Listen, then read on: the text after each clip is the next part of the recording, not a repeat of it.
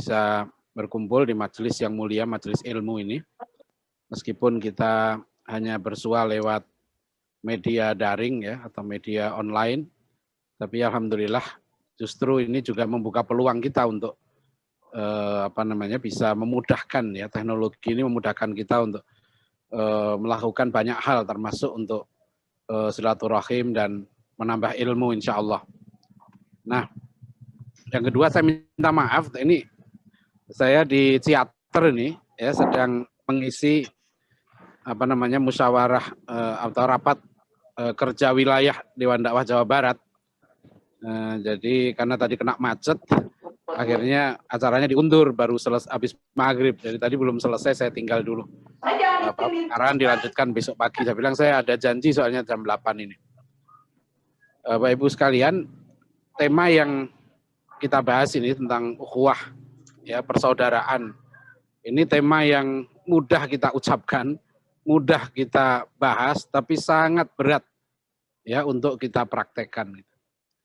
Jadi kalau kita lihat kan persaudaraan itu sebetulnya bagian dari fitrah manusia.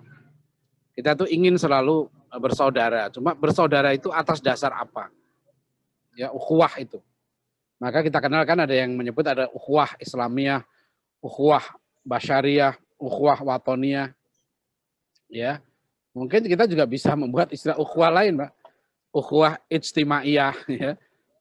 Ukhuwah Usriyah, persaudaraan dalam keluarga, ya kan, persaudaraan sebangsa, persaudaraan sesuku. Nah, kita ada perhimpunan solidaritas ya suku Jawa, atau persaudaraan kampus karena sama-sama alumni satu perguruan tinggi, kita juga membuat perhimpunan persaudaraan. Ada sesama haji dibuat juga himpunan kan persaudaraan haji Indonesia gitu ya. Jadi apa saja gitu kan. Nah, misalnya masyarakat modern sekarang menetapkan ya ikatan tertinggi itu negara, nation state gitu ya. Maka itu mengalahkan yang lain, nation state itu sekarang di dalam ketentuan di dunia sekarang begitu. Jadi bahkan kadang nilai kemanusiaan pun dikorbankan untuk itu. Ya, contoh misalnya pengungsi-pengungsi Rohingya. Mereka jelas-jelas kelaparan di tengah laut, ya, terancam tenggelam di tengah laut gitu ya. Tapi karena soal state tadi, ya mereka ditolak gitu, masuk Indonesia ditolak, masuk negara yang ditolak. Mereka dikasih makan suruh ke laut lagi gitu ya. Karena mereka stateless, mereka dianggap tidak punya negara gitu. Jadi gara-gara soal kenegaraan ini, ya kan, orang mengorbankan humanity, persaudaraan. Gitu. Contoh lain misalnya kita ini contoh ya perbatasan misalnya kan antara Meksiko dengan Amerika. Bayi yang lahir di Meksiko dengan bayi yang lahir di Amerika, dia dapat hak yang berbeda. Kan bayi itu nggak menghendaki, kalau bayi itu suruh milih lahir di mana, mungkin dia milihnya lahir di Amerika. Karena begitu dia lahir di Amerika, dia dapat hak gitu. Nah, jadi ikatan-ikatan seperti ini mengalahkan ikatan yang lain. Bangsa Yahudi misalnya oleh PBB tahun 75, ya mereka yang Zionisme, jadi tahun 75 Majelis Umum PBB menetapkan Zionisme itu sebagai bagian dari satu bentuk rasisme, ya. Sampai sekarang masih diterapkan. Ya, ada seorang profesor Israel ahli biokimia, namanya Profesor Israel Sahak, Dia nulis buku yang terkenal, judulnya Jewish History, Jewish Religion. Sejarah Yahudi dan sejarah dan agama Yahudi. Buku ini ditulis tahun 90-an, masih di-download di internet bisa. Namanya Israel Sahak, ya, penerbitnya Pluto Press. Nah, Profesor Israel Sahak ini seorang Yahudi, tapi di dalam bukunya dia mengkritik keras, ya, chauvinisnya atau rasisnya bangsa Yahudi itu. Karena sampai dia menjumpai dalam beberapa ayat di kitab mereka, ayat Yahudi itu kalau kamu melihat orang, misalnya orang bukan Yahudi gitu ya, sedang tenggelam di laut gitu ya, dia jangan ditolong karena dia bukan Yahudi. Gitu. Ya, jadi rasisnya sangat tinggi. Bahkan hukum di Israel itu membedakan. Kalau misalnya orang membunuh, yang terbunuh itu orang Yahudi atau bukan, itu hukumannya beda. Ya, Nah, itu Al-Quran sudah menyebutkan dalam surat Al-Jumu'ah.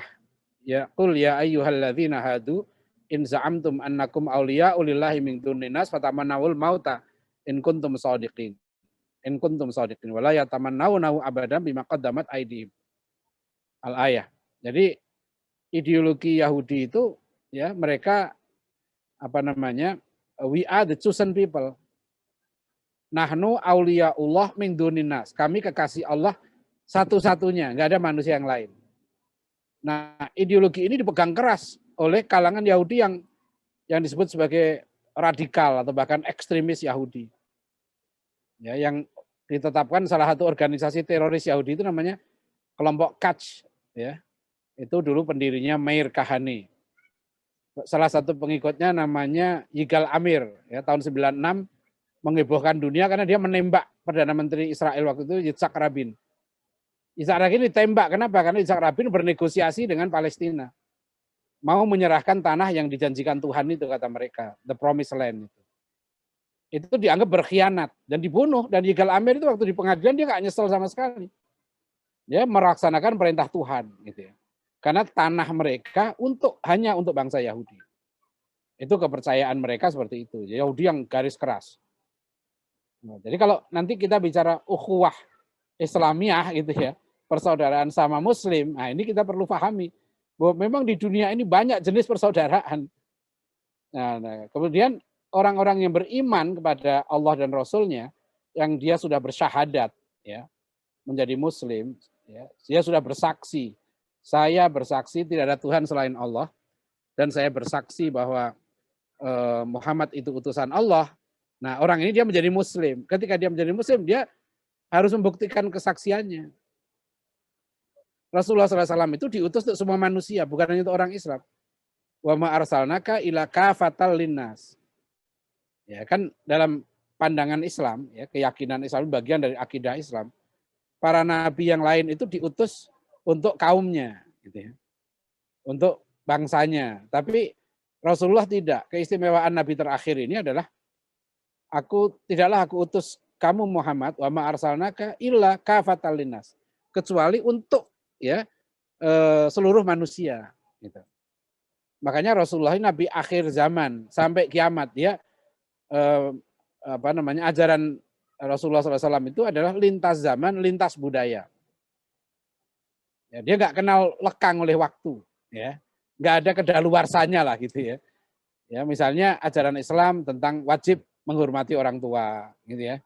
Wajib menghormati tetangga, ya. Man amana billahi wal yaumil akhir fal yukrim jarohu, ya. Siapa yang beriman pada Allah dan Rasul-Nya, maka muliakanlah tetangganya, kata Rasulullah. Man amana billahi wal yaumil akhir fal yukrim dhaifahu. Siapa yang beriman kepada Allah dan Rasul-Nya, maka hendaklah dia memuliakan tamunya. Ya, barang siapa malah Rasulullah itu beliau pernah ya berpesan begini, siapa yang menyakiti orang zimmi waktu orang non muslim yang tinggal di daerah Islam, yang dia tunduk pada kepada pemerintahan Islam, ya, maka namanya orang zimmi. Nah, orang zimmi ini nggak boleh dizolimi. Rasulullah berpesan, siapa yang menyakiti orang zimmi sama dengan menyakiti aku. Gitu. Jadi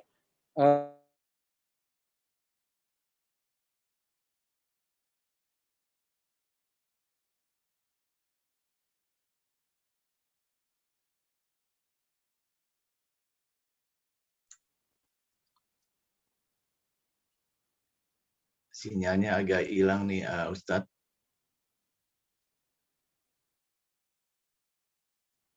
Ustadz.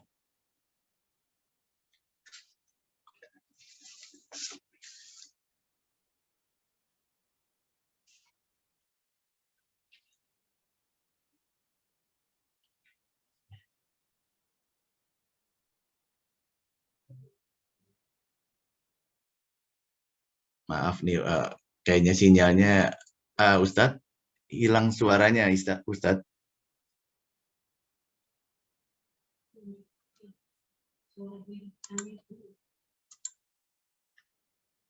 Ustadz suaranya hilang ya Ustadz. Oh iya, sudah masuk lagi. Ya, ya. Ada sekitar setengah menit hilang barusan. Iya, iya. Iya, sinyalnya tiba-tiba putus. Iya, Nggak iya. tahu mungkin agak di lembah kali ya sini. Iya, iya. Hmm. Silakan. Jadi apa namanya tadi ya Rasulullah SAW, maaf ya Mas, itu Ya. diutus untuk semua manusia. Ya. Maka Rasulullah ajaran Islam itu juga berkasih sayang bukan hanya pada orang Islam, pada semua manusia. Jangankan manusia, kucing aja nggak boleh dizolimi gitu. Ya, Rasulullah itu kan berpesan, kalau kamu tahu besok kiamat dan di tangan kamu ada tanaman, tanam itu.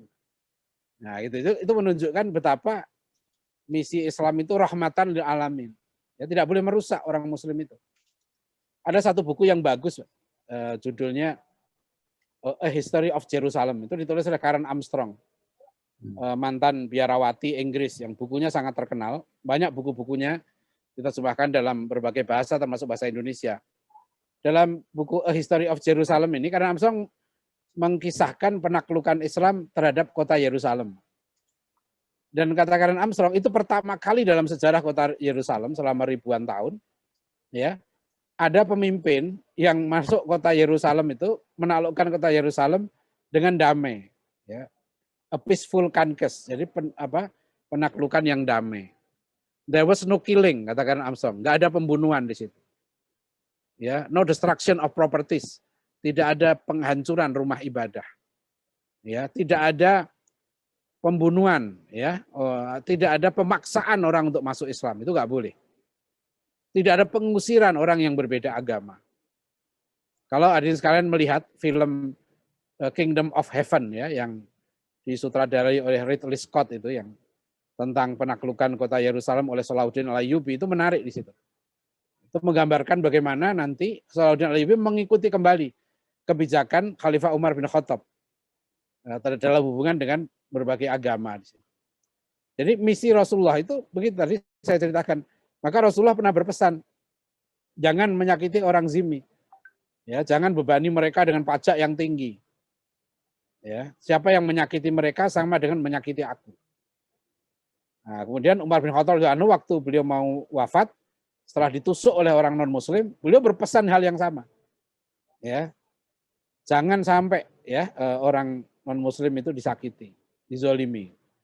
Nah, itu. Jadi ajaran Islam seperti ini, ya, wajib memuliakan tamu, wajib memuliakan tetangga, ya. Itu bukan karena budaya, ya, bukan karena keuntungan politik, bukan. Itu perintah, ya, itu perintah wahyu, ya, melalui Rasulnya. Nah, itu. Jadi Islam itu memang mengakui ukhuwah, persaudaraan gitu ya, antar sesama. Bahkan kita orang Muslim ini harus mengakui, ya, semut saja itu makhluk Allah gitu ya. Kita harus nggak boleh melihat itu. Bahkan tanam-tanaman, ya, nggak boleh dirusak karena itu makhluk Allah. Ya, alam semesta ini. Jadi rahmatan lil alamin, kan begitu misi Rasulullah. Nah, cuma untuk orang-orang Muslim gitu ya, orang yang sudah beriman pada Rasulullah, ya, pada kenabian Rasulullah, itu diikat dengan ikatan yang spesial, namanya ukhuwah Islamiyah. Ya, ukhuwah Islamiyah di situ. Yang dalam hadis Rasulullah disebutkan, al mukmin lil mukmin kal bunyan yashuddu ba'duhu ba'do. Nah, orang-orang yang sudah beriman pada Allah dan Rasulnya ini bukan orang biasa gitu loh. Ini orang spesial, ya, karena mereka sudah mau beriman gitu, ya. Apalagi beriman kepada Nabi yang sudah 1400 tahun berlalu, ya. Makanya mereka bukan orang biasa, mereka orang spesial. Orang-orang mukmin kita semua ini yang sudah bersyahadat itu orang spesial. Maka diberikan perlakuan khusus dan bahkan diberikan beban khusus, kewajiban khusus. Ya, karena tugas setelah orang menjadi muslim, ya, bersyahadat, kemudian dia ikhlas sebagai muslim, tugas dia adalah melanjutkan amanah perjuangan Rasulullah SAW, ya. Ya, juga jadi hidupnya bukan untuk bersenang-senang, berfoya-foya di dunia, ya. Yatamatta'un wa ya'kulun kama ta'kulul an'am, kerjaannya hanya makan-makan, senang-senang seperti binatang, enggak begitu. Ini umat Rasulullah ini adalah ummatu dakwah. Umat Islam ini ummatu risalah. Umat yang memang mendapat amanah khusus. Kuntum khaira ummatin ukhrijat linnas. Kalian ini umat terbaik gitu ya, yang dikeluarkan untuk manusia, yang diutus untuk semua manusia. Ya, melanjutkan amanah Rasulullah tadi. Ya, apa itu amanahnya? Ta'muruna bil ma'ruf wa tanhauna 'anil munkar. Kamu memperjuangkan, memerintahkan kebaikan dan mencegah kemungkaran gitu. Maka Rasulullah nanti mengingatkan kalau orang muslim nggak menjalankan fungsinya sebagai pelanjut ya amanah risalah ini ya, menyampaikan kebenaran, menegakkan kebenaran, nggak dilanjutkan, berarti dia akan menjadi umat yang hina. Ya. Umat Islam akan jadi umat yang hina. Bahkan dalam sebuah hadis dikatakan idza tarakat al-amra bil ma'ruf wan nahya 'anil munkar hurimat barakatul wahyi. Ya, jika umatku kata Rasulullah sudah meninggalkan amar ma'ruf nahi munkar, maka hurimat barakatul wahyi, diharamkan atas mereka itu keberkahan wahyu. Ya, keberkahan wahyu itu diharamkan. Kalau berkah diharamkan, yang turun laknat, yang turun musibah, yang turun hukuman. Kenapa? Salah satu faktornya karena umat Islam sudah nggak peduli dengan kemungkaran. Ya, di masa Rasulullah ada satu kampung dihancurkan. Kemudian Rasulullah mengatakan kampung itu sedang diazab oleh Allah. Ada sahabat berkata, ya Rasulullah, di kampung itu banyak orang-orang soleh, orang-orang yang ibadahnya luar biasa seperti Nabi. Kata Rasulullah, karena mereka nggak peduli dengan kemungkaran yang ada di sekelilingnya. Ya, tidak berjuang untuk menegakkan kebenaran. Nah, itu juga menjadi sebab. Nah, Bapak Ibu Anda sekalian, nah inilah umat udah diikat dengan ukhuwah yang khusus dalam kaitannya tolong menolong. Nah, Rasulullah mencontohkan nih, ya di Madinah waktu itu, begitu orang-orang Muslim itu hijrah ke Madinah, mereka dipersaudarakan, ya saling tolong menolong, gitu ya. Yang makanya ada Muhajirin dan Ansor itu dipersaudarakan Rasulullah, ya ibaratnya ya, misalnya kan kayak siapa itu Abdurrahman bin Auf, ya beliau seorang ekonom yang hebat, ya pengusaha yang hebat. Kan hartanya semua ditinggal di Mekah, ya. Nah, beliau akhirnya hanya minta aja ditunjukkan pasar. Nah, setelah itu beliau bisa bisnis sendiri dan menjadi pengusaha yang sangat kaya raya. Utsman bin Affan juga begitu, ya. Itu persaudaraan ukhuwah Islamiyah itu bukan sekedar kumpul-kumpul gitu ya. Dia memang khusus, makanya kalbunyan yasuddu ba'duhu ba'do. Orang mukmin satu dengan mukmin yang lain itu seperti satu bangunan yang saling menguatkan satu dengan yang lain gitu. Nah, kalau jasadil wahid kata Rasulullah, ya. Umat Islam itu satu dengan yang lain seperti satu tubuh. Ya kan? Kalau satu tubuh sakit, yang lain pasti merasa sakit gitu kan. Kan tubuh kita ini sudah satu kesatuan. Ya, kalau jarinya bengkak gitu ya, itu kan yang lain tidak tidak egois gitu ya. Sudah tanggung sendiri, enggak begitu. Semua ikut merasakan itu. Ya, itulah innamal mu'minuna ikhwah. Ya. Jadi mukmin itu bersaudara. Nah, di sini nih Bapak Ibu sekalian ya. Jadi kalau kita bicara ukhuwah Islamiyah, ya, kenapa hanya orang-orang beriman? Karena ukhuwah itu memang refleksi dari keimanan. Jadi sampai Rasulullah bersabda begini ya, la yu'minu ahadukum hatta yuhibba li akhihi ma yuhibbu li nafsihi. Kamu tuh sebetulnya belum beriman, maksudnya imanmu tuh belum sempurna gitu. Ya, sampai kamu itu ya mencintai apa yang baik bagi saudaramu juga baik bagimu. Apa yang baik bagimu baik bagi saudaramu. Gitu ya. Jadi kalau kita bisa ngukur iman kita baik atau enggak itu gampang aja, Pak. Kalau kita di satu kantor ya bekerja ya, ini sama saudara ya, kita ada teman kita kena dapat kenaikan pangkat ya gitu ya, atau kenaikan promosi jabatan atau apa. Nah, itu yang muncul itu syukur atau dengki.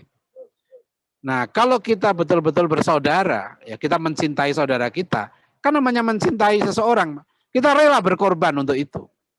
Kan gitu kan? Kalau kita mencintai ya, kadang-kadang antar saudara kandung gitu kan.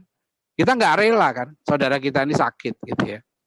Kita apa namanya? Kita nggak rela saudara kita teraniaya dalam kekurangan, ya. Jadi dia menjadi bagian dari tubuh kita. Nah itu yang ini, ya, yang apa namanya? Memang semua manusia itu ada humanity-nya, ya, ada rasa kemanusiaan. Di mana saja kalau orang itu kena apa namanya ya, misalnya musibah, ya, bencana alam dan sebagainya, gitu, pasti dia akan muncul humanity-nya, rasa kemanusiaannya, nggak melihat. Dan orang Islam juga diajar begitu. Ya, kalau ada orang misalnya apa namanya terancam atau mau tenggelam gitu ya, itu nggak usah ditanya kamu agamanya apa, itu nggak benar itu. Ya, itu nggak boleh begitu orang Islam itu. Siapa? Jangankan manusia, ya, kucing aja gitu ya, kena musibah harus ditolong. Ya, jangan sampai sengsara. Jadi orang Islam itu dia kalau betul-betul punya iman, pasti dia sayang pada makhluk Allah. Ya, nah itu ada satu kasus ya. Ini maaf ini meskipun ini luka lama, tapi sekarang mudah-mudahan alhamdulillah sih udah nggak muncul lagi. Tapi waktu konflik apa namanya dulu di Ambon, Pak, antara Islam dengan Kristen di sana itu, pernah kami diundang oleh bapaknya Nadiem Makarim tahun 2001 atau 2002 gitu, diskusi di rumahnya. Pak Nono Anwar Makarim itu punya yayasan namanya Yayasan Aksara. Waktu itu pembicara yang diundang tuh 5 orang. Jadi Profesor Syafi'i Ma'arif, Profesor Nurholis Majid, kemudian Ja'far Umar Tholib, ya, Panglima Laskar Jihad, beliau udah almarhum. Kemudian saya, satu lagi juru bicara apa pendiri jaringan Islam Liberal, Ulil Absar Abdallah. 5 orang kami diundang diskusi itu. Waktu itu ada dialog yang menarik, mempertanyakan soal keberadaan Laskar Jihad di Ambon. Nah, saya ingat jawaban juru bicara Laskar Jihad, ya, waktu itu namanya Ayib Syafruddin. Dia menjelaskan, kami ke Ambon waktu itu juga mengajarkan bagaimana berperang secara Islami. Karena ada orang-orang di sana, gitu, orang Muslim di sana yang keluarganya dibunuh, kemudian dendam, Pak. Jadi karena waktu mereka anak istrinya dibunuh, jadi waktu orang Muslim itu menyerang misalnya daerah Kristen gitu ya, itu juga orang wanita anak-anak itu dihabisi juga. Nah, Pak juru bicara Laskar Jihad itu bilang itu nggak dibenarkan dalam Islam.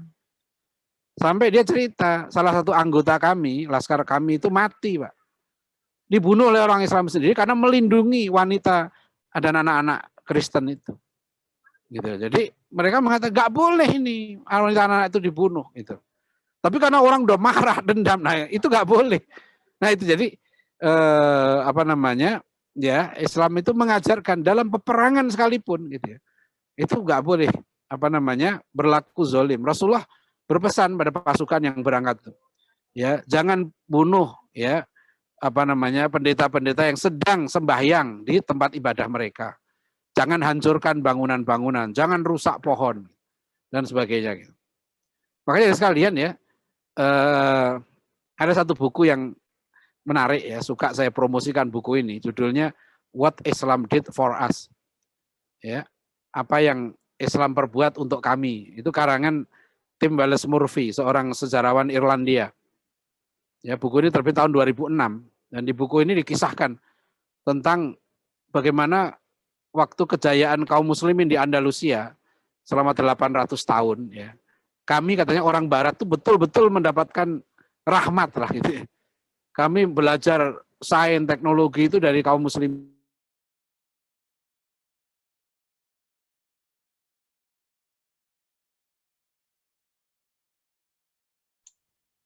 Hilang lagi sinyalnya nih, Ustadz.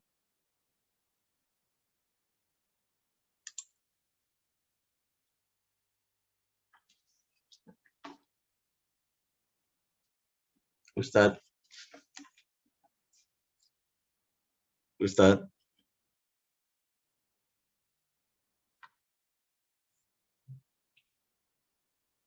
Ustadz.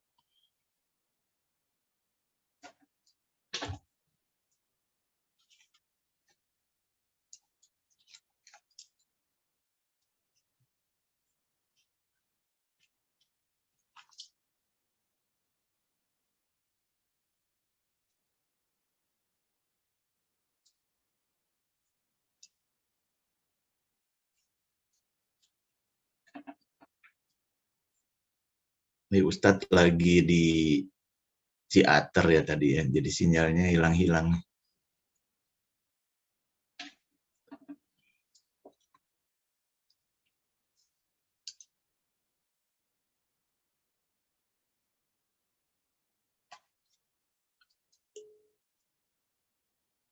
Oh ya, ya sudah nyambung lagi Ustadz.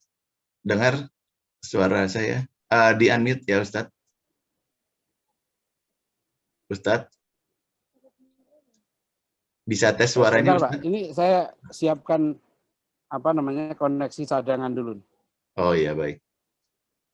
Tadi sampai belajar teknologi dari kaum muslimin, lalu keputus tuh Ustadz.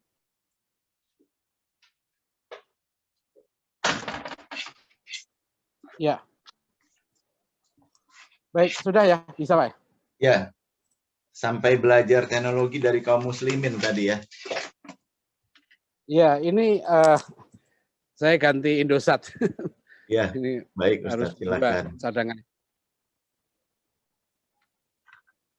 Jadi Pak, jadi saya 2010 itu ya, tahun 2010 itu saya keliling di Inggris 20 hari. Undangan kaum muslimin di sana, kemudian saya tulis satu buku. Judul bukunya Muslimlah daripada liberal. Tapi di buku itu saya menceritakan saya hadir di satu pameran sains internasional di Museum Sains di London, ya, yang dimotori Profesor Salim T. Hasani. Alhamdulillah beliau sekarang masih ada rupanya. Pekan yang lalu saya diundang diskusi Zoom dari Kibar, Keluarga Islam Britania Raya. Anak, saya mau cerita di Profesor Salim Hasani itu memelopori pameran sains Islam di sana di Inggris tahun 2010. Itu luar biasa ya. Itu tampak betul bagaimana selama 700 tahun sains itu pernah ya dipimpin oleh orang muslim. Nah, itu diakui oleh para pameran itu dibuka oleh Pangeran Charles. Dan banyak ya orang-orang barat yang hadir di situ, bukan muslim hadir. Jadi sejarahnya dulu seperti apa ya. Hubungan antar muslim dan muslim bukan muslim. Itu terjadi transfer sains teknologi itu di zaman itu ya selama beratus tahun, dan nanti barat itu bangkit ya.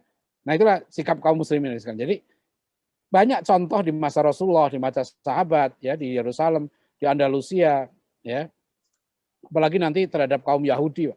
Kaum Yahudi itu dilindungi oleh kaum muslimin selama 800 tahun di Andalusia ya. Saya buat riset khusus tentang masalah ini, kemudian saya tulis buku Tinjauan Historis Konflik Yahudi Kristen Islam. Ada seorang profesor Yahudi yang mengatakan zaman kejayaan Muslim di Andalusia itu juga merupakan zaman kejayaan Yahudi. Nah, itu kemudian 400 tahun di Turki Utsmani. Kaum Yahudi dilindungi di sana. Karena jumlah orang Yahudi itu sangat kecil, sampai sekarang pun nggak sampai 15 juta jumlahnya.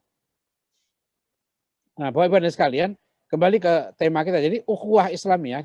Kalau kita bilang ukhuwah Islamiyah, maknanya memang persaudaraan khusus dari orang mukmin. Dan persaudaraan itu ada tujuannya. Bukan perjuangan untuk persaudaraan untuk apa? Persaudaraan untuk mewujudkan hal-hal yang bermanfaat ya bagi tegaknya kebenaran, keadilan gitu ya, dan kemakmuran.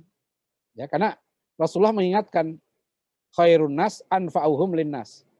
Sebaik-baik manusia itu yang bermanfaat bagi sesama.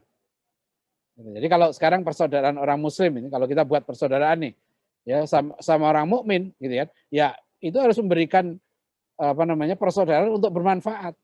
Ya, kami misalnya kan di Dewan Dakwah, teman-teman di Muhammadiyah ya, di NU dan sebagainya. Ya sudah membuat persaudaraan-persaudaraan dalam bentuk perkumpulan-perkumpulan apa saja, dan harus memberikan manfaat gitu. Ya. Bukan hanya manfaat untuk dirinya, manfaat untuk masyarakat, karena itu yang terbaik. Ya, jadi orang muslim itu gitu ya, itu ajarannya adalah kalau dia bersaudara harus tadi itu ya, saling menyayangi, ya, saling tolong menolong, ya. Kalau bersaudara tapi seneng lihat saudaranya susah, itu bukan bersaudara namanya. Ya. Itu kan begitu. Jadi kita itu nggak boleh loh. Ya, ini yang berat ini. Kenapa tadi saya bilang Bapak Ibu sekalian, ini gampang diomongkan gitu ya, tapi berat sekali. Misalnya kan kalau kita misalnya apalagi di partai politik gitu ya. Ya, lihat partai saudaranya kok menang gitu ya.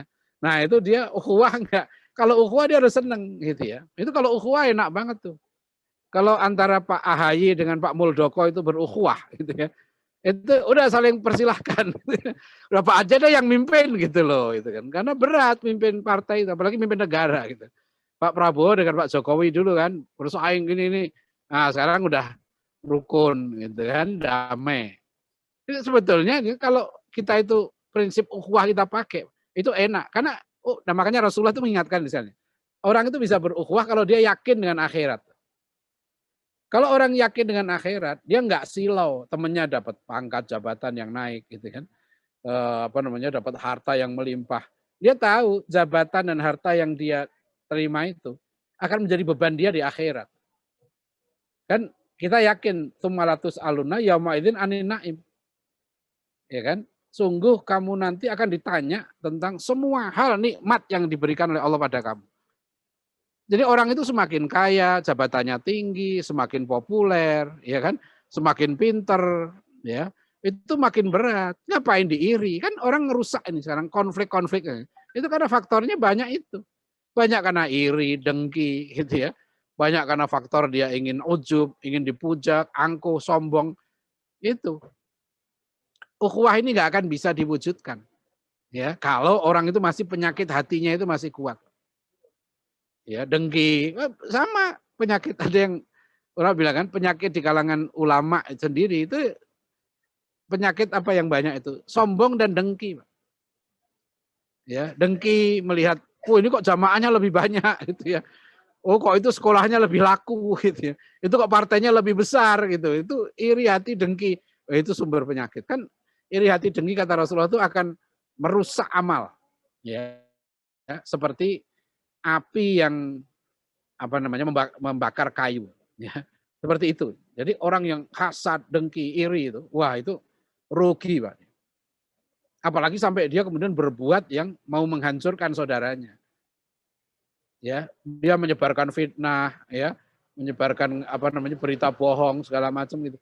Itu yang rugi yang menyebarkan itu. Kalau orang iman sama akhirat enak banget, ya orang dicaci maki itu malah pahalanya mengalir.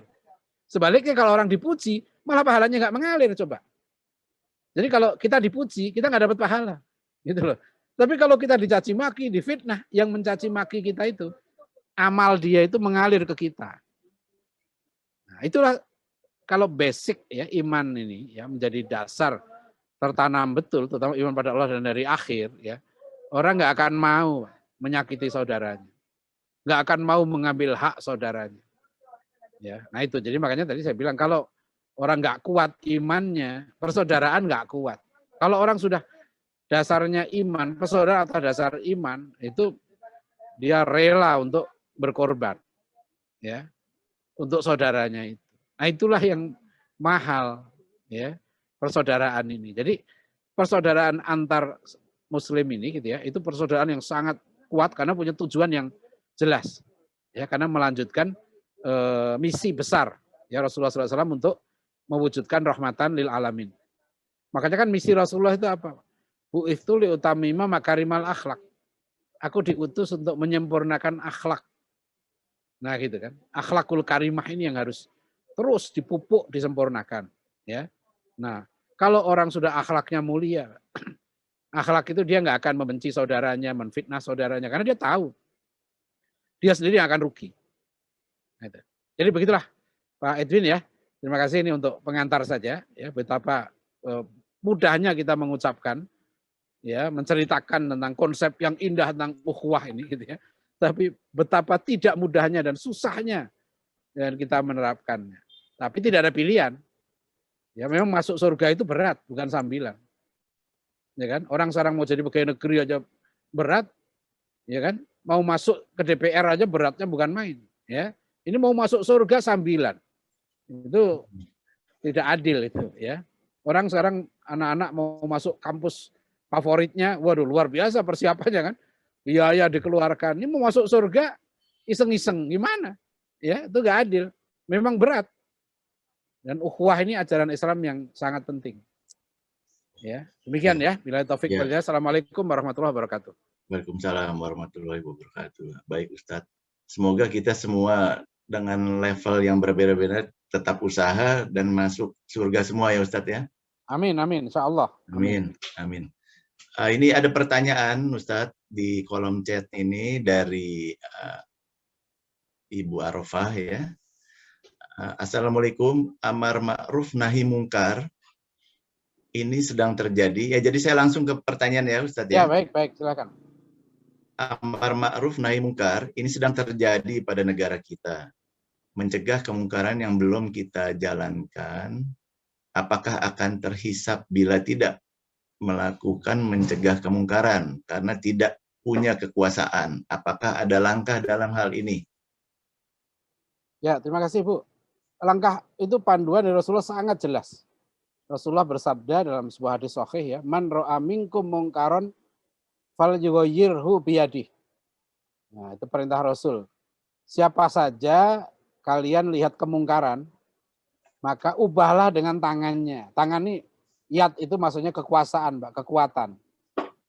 Itu bisa untuk ayat ini untuk presiden, untuk polisi, untuk gubernur, untuk RT, camat, semua. Dan untuk orang tua, untuk guru pada muridnya, gitu loh. Jadi kalau misalnya, ya contoh begini, kalau guru punya kekuasaan pada muridnya, muridnya sedang melakukan hal yang tidak betul, misalnya membuka handphonenya, menonton hal yang tidak benar gitu ya. Itu yang harus dilakukan pertama dengan tangannya, dengan kekuasaannya itu. Cegah dia untuk melakukan itu. Ya.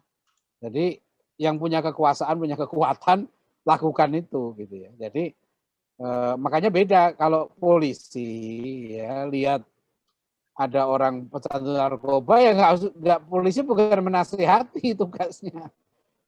Ya, kamu jangan begini, ya lah hentikan kemungkaran itu, gitu ya. Bu siapa dulu Risma ya kan waktu jadi wali kan untuk menutup doli gitu loh, karena dia mampu punya kekuasaan itu. Nah, fa'ilam yastati kata Rasulullah, fabilisani. Jika kamu nggak mampu, nggak punya kekuatan gitu kan, seperti ya guru gitu kan atau ustadz ya, ulama itu kebanyakan dengan bilisan. Nah, lisan ini mencakup tentu tulisan. Sekarang WA gitu kan. Ya, sampaikanlah. Dan itu ada adabnya ya dengan lisan ini. Sampai ada hadis Rasulullah, afdhalul jihad kalimatul haq inda sultanil jair. Jihad yang utama itu adalah menyampaikan kata-kata yang benar kepada penguasa yang salah. Jadi menasihati penguasa itu pahalanya besar. Kata Rasulullah itu jihad. Ya, itu jihad tuh. Dan itu wajib hukumnya. Ya. Saya semampu saya, ya. Ya, saya sebagai seorang muslim saya waktu Pak Ahok jadi gubernur DKI, yang saya lakukan apa? Ya saya ngirim WA dan SMS ke Pak Ahok waktu itu kan. Untuk menyampaikan hal yang benar. Kemudian kalau gubernurnya muslim, ya dulu saya kan orang Depok, Jawa Barat. Kewajiban saya menyampaikan hal yang benar kepada gubernur saya.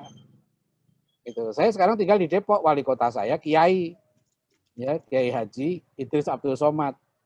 Ya ada jalan rusak, ya saya WA ke beliau. Saya bilang, Pak wali kota, ini jalan rusak, nanti tanggung jawab Bapak sampai ke akhirat. Nah, karena Kiai dia paham. Ini urusan akhirat ini gitu loh. Bapak kan diminta pertanggungjawaban di akhirat nanti. Kalau ada sampai orang celaka, ya jangan dibiarkan jalan rusak itu. Apa saja banyak sekali yang bisa kita sampaikan. Itu dapat pahala gitu. Karena itu kewajiban kita. Ya. Fa'ilam yastati kata Rasulullah fabil qalbi. Jika kamu nggak mampu dengan lisan pun, mungkin nggak mampu, mungkin takut atau apa, ya sudah. Cukup kita tidak setuju ya dengan kemungkaran itu. Jadi kalau kita tidak setuju dengan kemungkaran, nah itu namanya wabil qalbi, dengan hati. Itu cukup. Artinya selemah-lemahnya iman, janganlah kita sampai menyetujui perbuatan mungkar. Ya. Perbuatan perzinahan, korupsi, ya kan, penganiayaan, nggak boleh itu kita setuju. Selemah-lemah iman itu kita nggak setuju itu. Nggak berbuat apa-apa, ya menasihati enggak, ya semampu kita. sesuai dengan posisi kita masing-masing. Nah, begitu Pak Edwin ininya. Jadi panduan dari Rasulullah SAW itu jelas sekali. Cara-cara itu. Bahkan dalam surat An-Nahl ayat 125, ya Allah mengingatkan, Ud'u ila sabili rabbika bil hikmah. Ya, serulah manusia ke jalan Tuhanmu dengan bijak, dengan hikmah. Hikmah itu ya dengan ilmu, dengan kebijakan, ya bahasa kita itu. Ya, dengan cara yang benar dan tepat. Ya, mengajak orang pada kebenaran tapi dimaki-maki, caci maki, difitnah itu bukan bil hikmah. Bukan cara yang baik. Harus dengan cara yang baik. Ya, dengan cara hikmah. Wal mau'izatil hasanah. Dan dengan nasihat yang baik. Yang ketiga, wajadilum bilati iya aksan. Kalau perlu berdebat, tapi dengan perdebatan yang baik. Itu ya. Ajaran Islam itu sangat mulia. Ngajak orang pun dengan bijak, dengan hujah, dengan ilmu, gitu ya. Nasihatilah yang baik. Mau idhoh hasanah. Berilah nasihat yang baik. Nggak ada perintah mencaci maki loh, ya kan nggak ada. Coba ya serulah dengan ilmu, serulah dengan kebijakan, serulah dengan nasihat yang baik. Dan kalau kamu harus berdebat, dia ngeyel gitu ya, membantah. Berdebatlah wajadilhum billati hiya ahsan. Harus ahsan. Harus dengan cara yang terbaik, harus dengan cara yang paling baik gitu. Ini yang kita lakukan, ya. Ya, Masya Allah ya Ustadz ya. Jadi, Jadi Pak Edwin, terima kasih. Ya, jadi dasar dari surat 16 ayat 125 tadi dengan bijak ya Ustadz ya. Baik, jadi ada pertanyaan selanjutnya dari Pak Maksrul Sodik Buhairi. Jadi pertanyaannya bagaimana cara diri kita menyikapi jika di dalam lingkungan pekerjaan kita ada teman yang saling sinisme, menjelekkan satu sama lain dan berbeda prinsip, dan bagaimana cara agar diri kita terhindar dari penyakit-penyakit hati. Terdengar ya Ustaz ya? Akarnya Pak, ya. Dengar Pak. Ya. Makanya kan akar masalah itu di hati kan. Rasulullah mengingatkan dalam diri kita tuh ada segumpal daging namanya qalb gitu kan. Kalau itu baik, baiklah seluruh badan kita itu. Kalau itu rusak, rusaklah seluruh badan kita itu. Ala wahya al-qalb. Qalb dalam makna hakiki adalah hati. Memang dalam makna fisik qalb itu heart ya, jantung. Secara fisik jantung itu kan pusat peredaran darah semua. Secara fisik ya. Tapi secara hakiki itu pusat jiwa. Qalb itu. Makanya yang disebut dengan tazkiyatun nafs itu seperti tazkiyatul qulub ya. Kita harus membersihkan hati kita dan itu sumber kemenangan. Qad aflaha man zakkaha wa qad khaba man dassaha.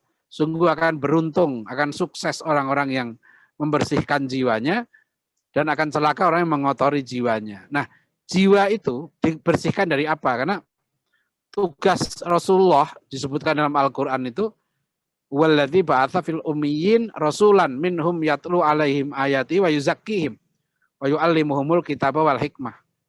Jadi Rasulullah itu tugasnya adalah yatlu alaihim ayatihi, menyampaikan ayat-ayat Allah.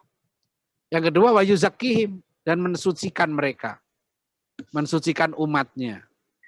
Kemudian yang ketiga wa yu'allimuhumul kitaba wal hikmah, mengajarkan mereka Alkitab dan Al-Hikmah. Nah, Bapak Ibu hadirin rahimakumullah, di situ Pak kuncinya tadi. Wa yuzakkihim, membersihkan hati kita. Ya. Jadi jiwa kita harus bersih. Bersih dari apa? Bersih dari kemunafikan, bersih dari kesombongan, ya, bersih dari riya, bersih dari ujub, bersih dari penyakit juben. Juben itu penakut. Ya, bersih dari penyakit malas, kasal. Rasulullah sampai ngajari kita doa. Allahumma inni a'udzubika minal ajzi wal kasal. Ya Allah, jauhkan aku dari sikap lemah dan malas. Itu. Rasulullah itu benci dengan sikap lemah dan malas. Ya. Nah itu, jadi tadi itu. Jadi kalau hati ini sudah bersih, Pak, itu nggak akan mau orang tuh. Itu sumbernya hati. Orang kenapa mau caci maki, dia nggak inget, ya hatinya itu tertutup. Dia nggak inget Allah. Ya, dia merasa lebih baik daripada yang lain. Nah, ini penyakit iblis dulu. Ya, dia iri, hati, dengki kan. Orang tuh ngapain sih berantem gitu kan? Oh, nanti kalau apa namanya ya? Kalau bahasa kita kan ada peribahasa itu. Apa, orang berantem itu kan apa? Kalah jadi abu, menang jadi arang kan itu. Nggak ada untungnya. Ya, apalagi dia sama muslim, saling jelek-menjelekan, caci maki. Wah, itu janganlah. Ya kalau satu pihak nggak nanggapi kan sudah selesai. Ya kan? Ini kalau terjadi dua pihak gitu kan saling mencaci maki malah ya udah rugi dua-duanya. Nah, kan kadang kita di situ. Sampai Pak Edwin ya ada satu hadis yang sangat menarik. Ya. Saya sering bawakan ini kalau ngasih nasihat perkawinan. Jadi kata Rasulullah, janganlah seorang di antara kamu itu ya mengambil keputusan ketika sedang marah. Itu luar biasa Rasulullah. Janganlah salah seorang di antara kamu mengambil keputusan saat sedang marah. Ya. Wahwa ghadbanun dalam hadis disebutkan itu. Dalam keadaan marah, nah orang ambil keputusan. Kan ini yang terjadi. Banyaknya konflik, perpecahan, perceraian. Itu rata-rata orang sedang emosi gitu. Ya, istri emosi, suami emosi. Wah, udah. Rasulullah melarang itu. Ya, jangan mengambil keputusan ketika sedang marah, coba. Luar biasa ajaran Islam ini. Kalau sedang marah, ya kan? Ya, kalau sedang berdiri kamu marah duduk. Kalau sedang duduk berbaring, nggak hilang juga marahnya, gitu kan? Godopnya itu nggak marah, berwudu, sholat, tenangkan. Ya, ini semualah saya juga begitu. Ini tidak mudah. Itu namanya riyadhah Pak Edwin. Namanya kita mujahadah ala nafs. Ya, sampai Rasulullah bersabda di hadisnya sahih riwayat Imam At-Tirmidzi, al mujahidu man jahada nafsahu. Seorang pejuang itu, seorang mujahid itu adalah orang yang berjuang melawan hawa nafsunya. Termasuk melawan nafsu ini. Ya kan? Nafsu apa ingin dipuji, nafsu sombong, ya nafsu iri hati, dengki tadi, nafsu malas. Ini semua nafsu itu. Nah, itu harus mujahadah, latihan. Ya, jadi harus terus-menerus dilatih supaya jiwa kita ini kuat, bersih, ya. Jadi begitu. Jadi kalau ya nggak usah diikuti, Pak. Kalau apa namanya ada orang begitu dinasihati saja. Ingatkan aja, kewajiban kita cuma mengingatkan. Ya, kalau dia diingatkan nggak mau ya sudah. Kan gitu kan? Itu kan bentuk kemungkaran. Kita melihat. Jadi namanya mungkar itu, Bapak Ibu dan sekalian ya. Al-mungkar itu adalah sesuatu yang dibenci maknanya. Perbuatan yang salah tapi ditunjukkan terang-terangan gitu. Itu namanya mungkar. Ya. Jadi kalau sesuatu itu masih dia misalnya gini. Kita tahu ya, teman ini dia minum khamr gitu ya. Tapi dia sembunyi-sembunyi, Pak. Dia masih malu gitu loh. Jadi minum khamr itu dia sembunyi betul. Itu bukan mungkar, itu maksiat. Itu dosa besar dia. Jadi kan mungkar itu ditampakkan. Jadi orang mungkar itu dia minum khamr itu sambil jalan-jalan bangga gitu. Itu mungkar namanya. Ya, jadi orang berzina bangga disiarkan. Gitu ya, apalagi melalui medsos. Oh itu mungkarnya kebangetan itu. Ya itu betul-betul al-mungkar. Ya. Wallahu a'lam bishawab. Makasih. Ya, baik Ustadz. Tapi tentu pintu taubat selalu terbuka ya Ustadz ya. Iya. Baik.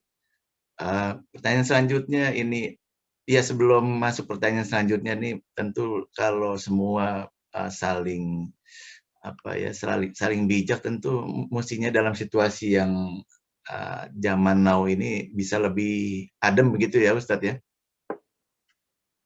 Ya betul Pak Edwin. Ini kan di era sekarang ini kita perlu banyak kesabaran. Karena era medsos ini luar biasa. Belum pernah kita mengalami zaman seperti sekarang ini. Iya. Kadang-kadang kita di satu WA grup aja gara-gara salah paham kan gitu ya. Itu jadi bukannya mendekatkan, malah memisahkan. Yeah. Jadi medsos ini kadang-kala malah memisahkan yang sudah dekat gitu ya. Kadang-kadang bisa menjauhkan yang sudah dekat atau mendekatkan yang jauh. Kan gitu. Ada kadang satu grup itu karena tersinggung keluar. Ya, nah itu. Jadi ini apa namanya harus banyak kita bersabar ya. Baik. Sabar di zaman sekarang. Terima kasih. Ya, jadi ada dua pertanyaan berikut nih dari Pak Agus Mulyana, lalu nanti berikutnya dari Pak Sumarno, ini kawan Pak Ustadz juga. dari KPU Jakarta dulu ya Pak ya. Nah, ini Pak Agus Mulyana dulu ya. Assalamualaikum Pak Ustadz. Mohon petunjuk dalam menyikapi ukhuwah watonia dewasa ini terhadap toleransi antar agama, di mana ini sangat sensitif dengan akidah kita. Banyak tokoh alim ulama berbeda pandangan dengan masalah ini. Mohon pencerahan, jazakallah khair, Ustadz. Ya, terima kasih. Betul sekali pertanyaan ini, dan memang itu yang sekarang sedang kita hadapi ya. Di kalangan para ulama, ya kadang-kadang ada perbedaan pendapat tentang suatu hal. Kalau saya ingin menyebut satu kasus, saya pernah menjadi pengurus MUI Pusat di bidang kerukunan umat beragama itu 10 tahun, 2000 sampai 2010. Kemudian saya mengundurkan diri tahun 2010. Saya konsentrasi di kampus. Ya di situ banyak masalah-masalah. Ya, tapi itu wajar saya bilang. Jangankan antar agama, antar satu agama aja ya, banyak masalah gitu ya. Satu agama, satu mazhab itu juga banyak masalah. Satu agama, satu mazhab, satu organisasi itu juga banyak masalah. Jadi hidup ini memang penuh masalah. Nah, jadi jangan dianggap hidup itu nggak ada masalah kalau sudah di surga. Insya Allah kita semua masuk surga. Nah itu sudah selesai masalah, ya kan? Kita dengan istri kita aja puluhan tahun, nanti beda milih sekolah anak aja, itu bisa berantem. Beda milih keramik aja bisa berantem. Ya, jadi memang ini manusia, ini dunia manusia, bukan dunia malaikat. Ya, kalau dunia malaikat nggak ada begitu. Ya, jadi kita ini orang berantem itu apanya gitu ya, kurang apa lagi gitu ya. Jadi dibilang antar umat Islam berantem, nggak antar umat Islam aja, antar partai Islam berantem, bukan hanya partai Islam, ya partai apa saja. Ini manusia, dunia manusia biasa saja. Ya, maksudnya bukan berarti harus dibiarkan, tidak. Ya, maksud saya jangan menggambarkan bahwa namanya ukhuwah itu nanti nggak ada konflik, nggak ada masalah. Itu di surga yang begitu, gitu ya. Jadi dunia ini ya ini ada masalah muncul kita selesaikan, ada coba usahakan untuk didamain gitu. Nah tadi Pak contohnya memang betul. Ya taruhlah misalnya gini ya, soal mengucapkan ucapan selamat, bukan selamat Natal sebetulnya, ucapan selamat hari besar agama lain. Boleh nggak orang Muslim ya mengucapkan selamat Natal pada orang Kristen, selamat Waisak pada orang Buddha, selamat Imlek. Ya Imlek itu kan juga sebetulnya peringatan agama Konghucu itu. Ya selamat ini. Nah saya misalnya, saya pribadi mengambil sikap, saya tidak mengucapkan. Tapi kepada teman-teman yang Kristen, saya juga beritahu, minta maaf di dalam ajaran kami, hal begini nggak boleh. Nggak ada contohnya emang Pak. Dari zaman Rasulullah, para ulama gitu, nggak pernah begitu. Bukan berarti nggak toleran. Nah ini makna toleransi ini yang perlu dijelaskan. Ya, karena orang Muslim itu kalau sudah urusan akidah, itu harus berhati-hati betul. Kalau sudah iman rusak, akidah rusak, ya, itu seluruh amalnya sia-sia. Itu yang serius, ya. Jadi misalnya kenapa sih orang Islam itu kok nggak boleh gitu ya merayakan hari besar agama lain? Karena masalahnya begini, ini yang kadang-kadang teman yang non Muslim itu perlu kita jelaskan, ya. Ada perbedaan karakteristik Pak, ajaran Islam. Contoh begini, orang Islam itu salam Islam, Assalamualaikum warahmatullahi wabarakatuh, itu redaksinya itu dari Rasulullah. Contoh itu dari Rasulullah. Orang Islam itu nggak boleh ngarang salam sendiri, redaksi itu. Ya, jadi redaksi Assalamualaikum warahmatullahi wabarakatuh itu dari Rasulullah. Ya, makanya kita nggak boleh mengubah-ubah redaksi itu. Ya, di mana saja orang Islam kalau mengucapkan salam, salamnya ya itu. Nah, di dalam agama lain hal begini nggak diatur, Pak. Itu. Ya, saya menulis disertasi doktor saya itu tentang teologi Katolik. Jadi saya menulis judul disertasi saya itu Exclusivism and Evangelism in the Second Vatican Council. Eksklusivisme dan evangelisme dalam Konsili Vatikan kedua. Ya, jadi saya juga diskusi dengan banyak pastor. Saya ambil 2 mata kuliah, ya, kursus khusus di Sekolah Tinggi Teologi Jakarta. Saya ambil bahasa Ibrani, ambil mata kuliah juga secara menafsir Alkitab. Saya punya teman-teman pendeta, gitu ya. Ya, di kelas itu semuanya pendeta. Saya sendiri yang Muslim. Nah, saya ya menyampaikan bahwa ini sikap saya. Dan nggak perlu kemudian kita tidak rukun gitu loh. Ya kan? Ini perlu dipahami, kadang-kadang berbeda karakteristik ajarannya.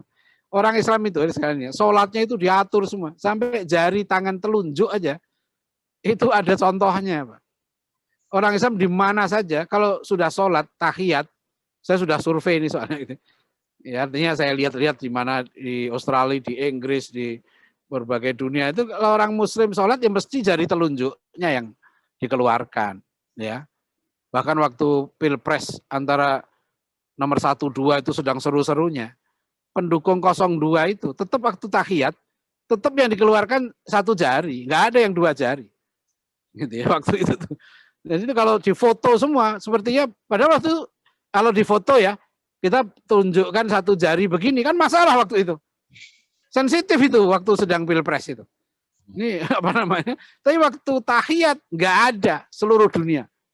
Itu Islam itu begitu. Jadi sampai yang sekecil-kecilnya itu diatur. Gitu loh masalahnya itu. Nah itu kan berbeda dengan agama lain. Ya. Jadi kadang-kala yang begini nggak dipahami.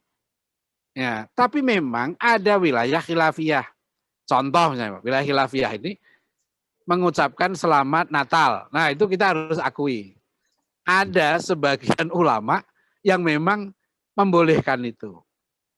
Dengan pertimbangan yang sangat khusus. Ya, misalnya untuk orang-orang muslim yang di minoritas. Ya, tetap keyakinannya itu sekedar budaya. Yang dia ucapkan itu menghormati budaya, tapi tidak diyakini. Tapi hampir seluruh ulama dalam sejarah mengatakan itu tidak boleh. Makanya saya kalau ditanya itu gimana? Saya pribadi memilih pendapat ini. Ya, tapi kalau Muhammadiyah misalnya memilih pendapat itu syubhat. Gitu. Sebaiknya jangan dilakukan. Gitu. Ya sudah masing-masing. Nah di sini juga kita harus hormati. Ya, kalau ada saudara kita yang melakukan sesuatu, ya dia beda pendapat dengan kita, ya kita hormati. Kalau masih masuk wilayah khilafiyah. Kalau itu sudah tidak masuk wilayah khilafiyah, ya misalnya ya kan dia sholawatan atau azan di gereja misalnya gitu. Nah itu saya nggak berani itu begitu. Kalau saya kenal tuh saya sampaikan saya janganlah begitu. Itu berlebihan. Ya sudah.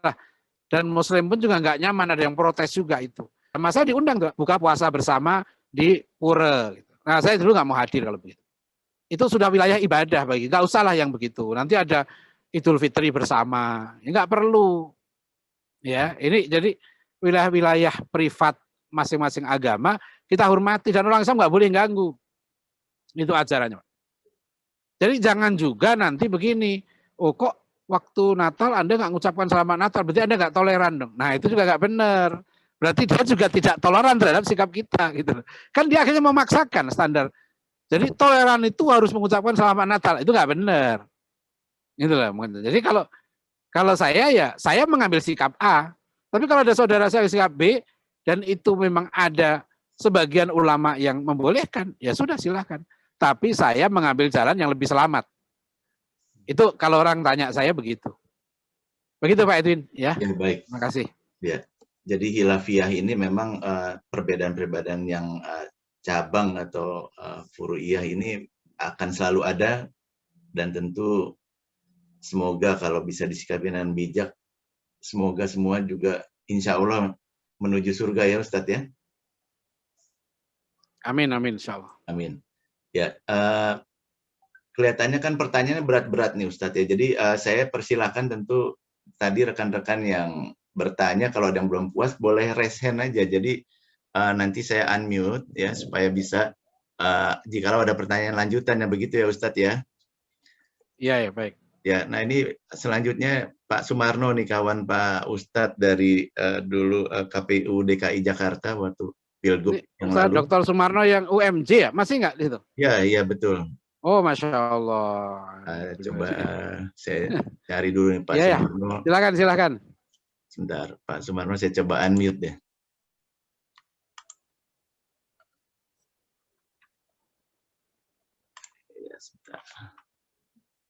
Bisa Pak Marno?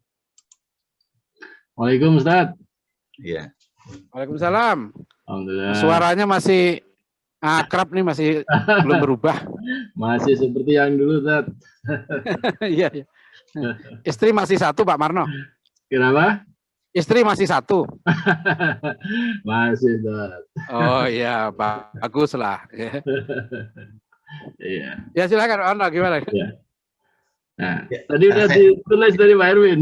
Ya, saya bacakan aja ya, Iya. Pak Marno ya. Assalamualaikum Ustadz. Saat ini posisi politik umat Islam makin termarginalkan.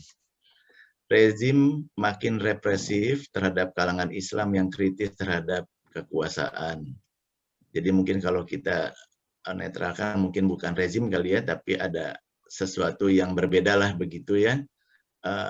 Yang mana perbedaan ini membuat salah satu pihak terasa represif terhadap kalangan Islam yang kritis terhadap kekuasaan. Di sisi lain, ukhuwah kita khususnya di bidang politik makin terpolarisasi. Apa yang harus dilakukan umat Islam, Ustaz? Kalau ini berat betul nih pertanyaannya, Pak. Iya betul. Jadi begini, Pak. Setiap zaman itu ya, itu selalu ada tantangan. Bentuknya macam-macam ya. Di zaman dulu kita dijajah itu ya, itu juga ada tantangan yang berat. Bahkan tantangan yang berat itu waktu Islam awal-awal masuk ke sini ya. Itu berat banget ya. Tantangan dakwah itu. Karena ya baru Islam masuk dihadapi budaya-budaya yang misalnya Bhairawa Tantra yang masih ada tradisi menyembelih perempuan, minum darahnya, kemudian pesta miras, pesta seks rame-rame. Nah, itu tradisi Molimo itu dulu itu berat sekali. Nah, tapi dulu ulama-ulama kita ya, nah disinilah kita harus belajar dari sejarah menurut saya. Ya, ketika menghadapi penguasa-penguasa apa namanya kerajaan-kerajaan Hindu Buddha dulu, bagaimana para ulama kita itu bisa menaklukkan penguasa itu, hatinya penguasa itu, sampai bayangkan Sriwijaya itu kan katanya kerajaan Buddha terbesar di Asia Tenggara.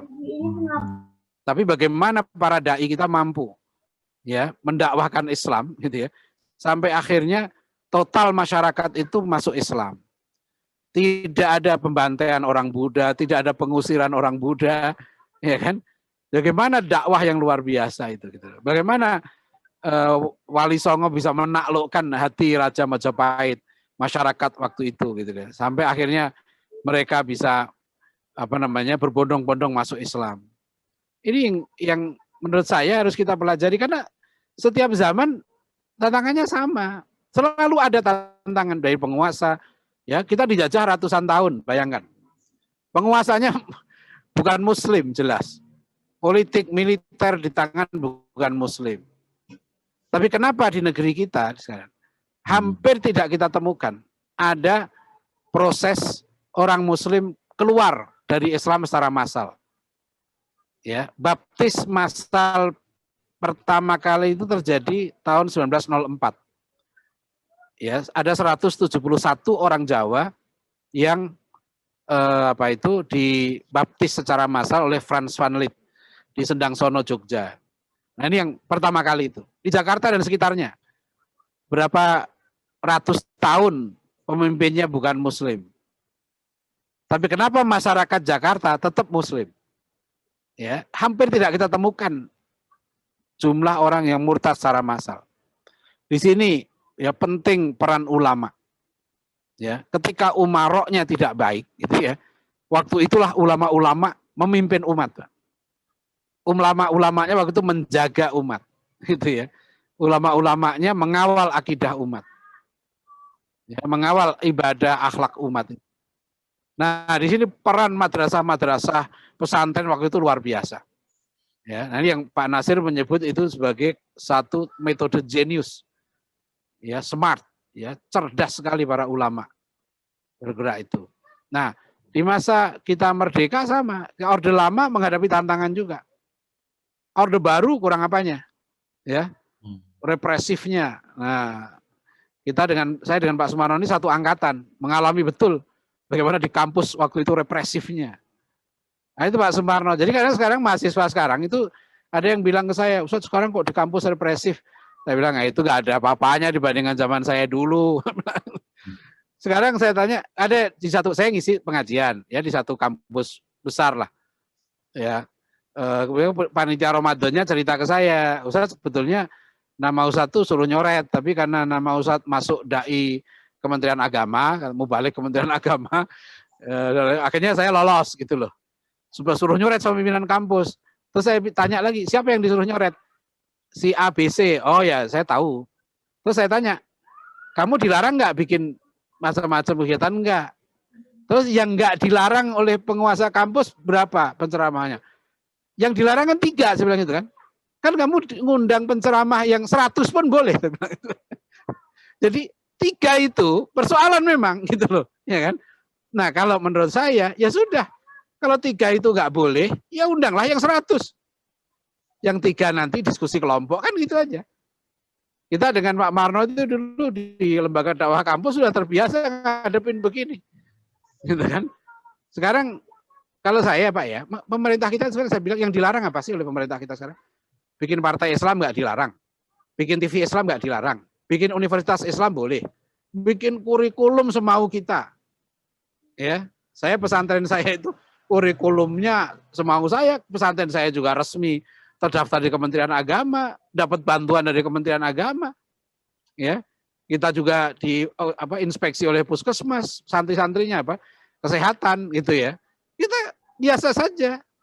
Semua kurikulum boleh kita ajarkan di pesantren. Kami buat simposium internasional seperti kita mengaji begini, nggak ada masalah. Gitu kan? Bukan berarti saya mengatakan sekarang nggak ada tantangan. Ada tantangannya.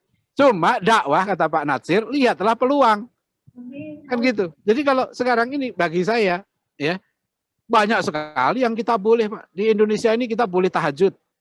100 rakaat aja nggak dilarang Pak. Gitu ya. Salat tahajud itu. Sekarang apa? Boleh bisa bahasa Arab, boleh ngafal Quran. Ya. Jadi akhirnya Pak Marno ya, saya ini ngajak teman-teman di Dewan Dakwah ini terutama kan, ayolah sekarang kata pemimpin Masumi terakhir Pak Prawoto Mangkusasmito, beliau berpesan umat Islam belajarlah sekarang menuding diri sendiri katanya. Ya. Jadi kalau kondisi kita seperti sekarang, ya evaluasilah, ya mengapa begitu, gitu loh. Jadi kalau mengatakan begini, kok sekarang kita pecah belah, loh, waktu penguasanya baik kita pecah belah enggak? Karena saya tahu, saya juga pernah mendirikan partai politik. Ini juga di lingkungan Dewan Dakwah banyak partai juga. Enggak ada yang pecah belah, gitu ya. Enggak ada yang intervensi dari luar, gitu ya. Ya via ini datang ke saya, via ini datang ke saya, gitu. Saya bilang, iya kan, ini kan kita sendiri akhirnya. Ya, nggak usah kita diserang dari luar. Kalau kondisi jiwa kita seperti ini, gonta-ganti saya bilang, gonta-ganti gubernur. Ya, dulu gubernurnya Ahok, sekarang gubernurnya Anies. Saya bilang, apa yang berubah pada kita? Ya, jadi kita mengharapkan perubahan dari luar, tapi dalam sendiri nggak berubah, nggak bisa begitu. Nah, jadi Pak Warno itu saya setuju bahwa tantangan kita berat, gitu ya. Tapi peluang kita juga banyak sekali, gitu. Dan setiap zaman selalu akan begini. Di masa kekhalifahan Al-Ma'mun tuh orang kurang soleh apanya? Ahli ilmu, ahli ibadah. Tapi karena dia berfaham Mu'tazilah, ulama Ahlussunnah disiksa. Imam Ahmad bin Hambal disiksa, dimasukkan penjara. Itu di zaman kekhalifahan. Gitu loh. Jadi jangan nanti kita kok penguasanya begini. Ya memang. Ya kan penguasa kita begini, tapi kan bukan semuanya nggak boleh di kita, ya. Nah itu Pak Warno. Jadi saya sekarang ingin kita menatap ke depan. Ya, tadi di buku yang baru saya tulis ini kan bersama Dewan Dakwah mewujudkan Indonesia adil dan makmur. Kemarin kita diskusi peta jalan pendidikan. Saya katakan kenapa sih kita ribut terus peta jalan pendidikan yang dibuat oleh pemerintah, sedangkan kita punya pondok pesantren yang terdaftar saja sekarang sekitar 30.000 jumlahnya. Dan pondok pesantren itu 100% milik masyarakat. Bukan milik pemerintah. Madrasah itu 90% punya masyarakat. Ya, tadi pagi kami diskusi dengan Ketua Aptisi di Bandung, Profesor Budi Jatmiko. Sekarang di Indonesia ada 4.500 perguruan tinggi swasta.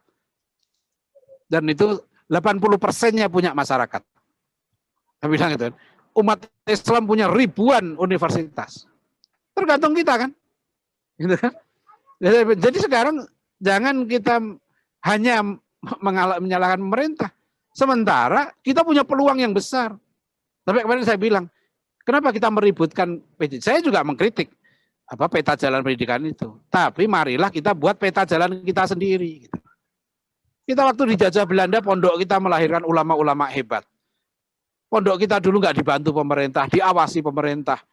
Pesantren Tebu Ireng itu malah dibakar oleh preman-preman dukungan pemerintah berkali-kali. Tapi pesantren itu melahirkan ulama-ulama hebat. Penguasanya zolim sekali, penguasanya kafir. Saya bilang itu. Jadi sekarang masalah kita di mana? Jadi jangan selalu menuding keluar. Bukan saya mengatakan nggak ada tantangan. Dulu tantangan kita lebih berat lagi. Gitu loh. Tapi kenapa ulama kita dulu bisa buat seperti itu? Ya, Allah alam bisawab. Terima kasih Pak Marno. Nanti kita diskusi khusus masalah ini ya. Insyaallah. Mantap Ustaz, terima kasih. Ya. Terima kasih Pak Marno pertanyaannya. Ini saya lanjut ke pertanyaan berikut ya Ustadz ya. Ya, silakan. Ya, jadi dari saudari Anita Nasir nih, pertanyaannya adalah kaum muslimin akan terpecah belah menjadi 73 golongan. Yang selamat daripadanya hanya satu golongan. Siapakah yang selamat itu? Lalu Rasulullah SAW menjawab, merekalah ahlu sunnah wal jamaah. Apakah ahlu sunnah wal jamaah itu? Beliau menjawab, apa yang aku berada di atasnya hari ini dan beserta para sahabatku. Hadis riwayat Imam Tabrani.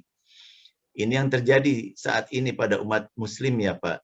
Semua sudah tertulis, jadi kita harus mengimani dan terus menjaga ukhuwah tanpa harus merasa diri kita yang paling benar.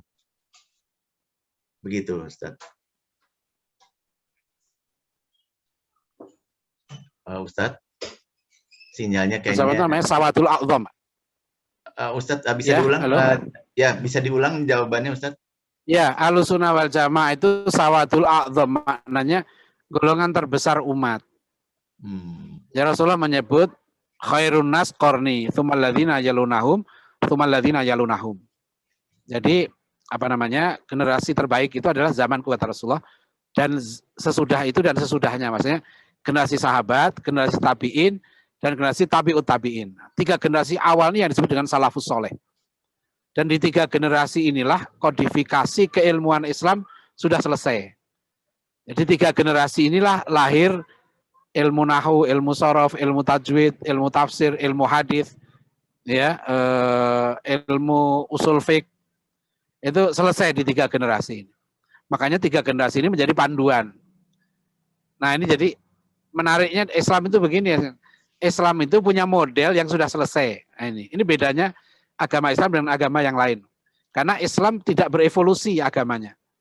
Tidak berkembang ajarannya itu. Karena Al-Quran menegaskan al-yauma akmaltu lakum dinakum wa atmamtu alaikum nikmati wa raditu lakumul islam madina. Jadi hari ini aku sempurnakan bagimu agamamu. Islam itu sudah sempurna dari awal. Makanya kita sudah punya model yang abadi. Rasulullah itu model pribadi manusia yang sempurna. Jadi kalau kita membentuk manusia yang sempurna, ada contohnya. Beliau menjadi teladan untuk semua aspek kehidupan. Ya, bahkan ucapan, tindakan, dan diamnya beliau jadi contoh.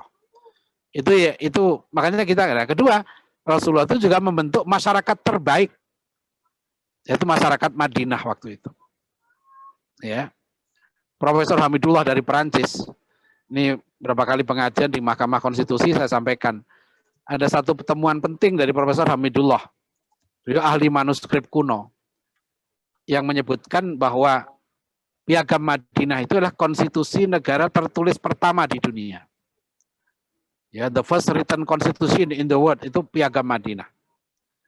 Nah, masyarakat Madinah itu masyarakat yang literasinya sangat tinggi. Ya, budaya literasinya tinggi, mereka cinta ilmu. Kasih sayang masyarakatnya sangat tinggi. Saling tolong menolong.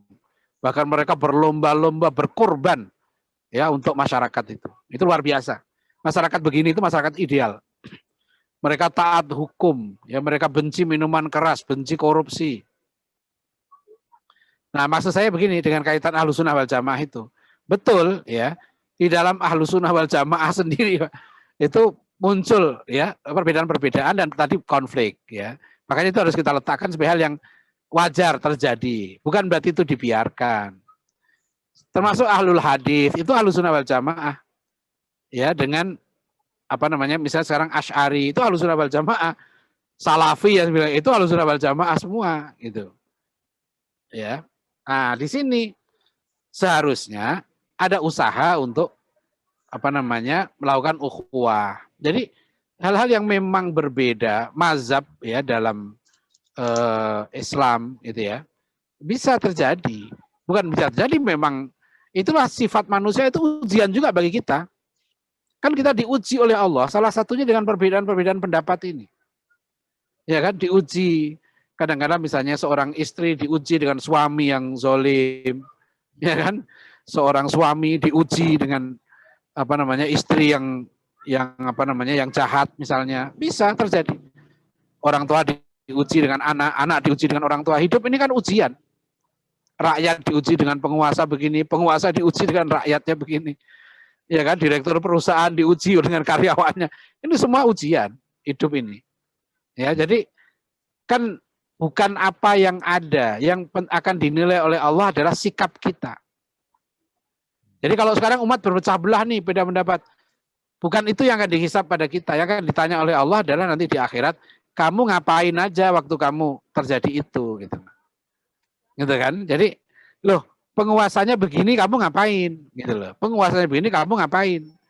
Kamu ketika konflik-konflik begini apa yang kamu lakukan? Itu kan kita nggak menghendaki konflik, tapi konflik itu kan hadir. Berarti itu ujian. Kalau ujian dari Allah, ya kita harus menyelesaikan konflik sesuai dengan panduan dari Allah dan Rasulnya. Itu Pak. Jadi menyelesaikan konflik itu, itulah pahala kita. Gitu. Ya, jadi kita jangan merisaukan konfliknya, kondisi kita yang ada. Yang penting adalah sikap saya gimana menghadapi situasi begini. Jangan malah manas-manasi gitu loh, ya kan? Jangan malah mengadu domba. Nah, itu malah gak benar. Kalau kita sekarang berusaha mendamaikan dua saudara kita atau dua kelompok yang berkonflik, itu nilai kita. Gitu loh. Di akhirat itu yang kita persembahkan kepada Allah. Ya, itu Pak Edwin tadi ya. Jadi betul Bu itu. Ini sudah ujian bagi kita. Ya sudah, kita terima apa yang ada, kita melakukan perbuatan sebaik mungkin sesuai dengan kondisi yang kita hadapi. Ya, wallahu alam. Makasih. Jadi sesuai statement Ustadz yang di awal tadi, sebetulnya itu adalah golongan terbesar umat ya. Iya. Iya. Jadi boleh tidak kalau saya sisipkan bahwa kita perlu mengusung sesuai ayat Al-Quran, Ali Imran 103, wa'tasimu bihablillah, dan seterusnya. Jadi artinya kita mengutamakan persatuan begitu Ustadz. Iya, itu memang kita wajib. Oh, iya. Umat Islam itu harus mengusahakan, karena perpecahan itu dibenci, Pak. Dibenci sekali. Iya. Bahkan dalam hukum fikih siasah saja, kalau ada yang memecah bugot namanya gitu ya, menimbulkan kacauan di tengah masyarakat, itu boleh diperangi. Ya, Islam itu menjaga begini Pak, sampai dalam soal penentuan misalnya gitu ya, penentuan hari gitu ya, itu jaga bersama. Rasulullah kan, kamu berpuasa saat masyarakat berpuasa, kamu beridul fitri saat masyarakat beridul fitri. Maksudnya itu dijaga supaya kita ini jangan pecah di situ. Sebab kalau masing-masing menuruti kemauan sendiri, kita bisa buat hari sendiri. Menentukan hari Jumat dengan apa caranya? Kan kesepakatan. Kalau satu kelompok, enggak, menurut saya sekarang hari Kamis, ya boleh aja memang. Kan gitu kan sekarang. Jadi yang dipentingkan tuh itu kebersamaan itu. Kenapa kita harus berjumat sama gitu loh.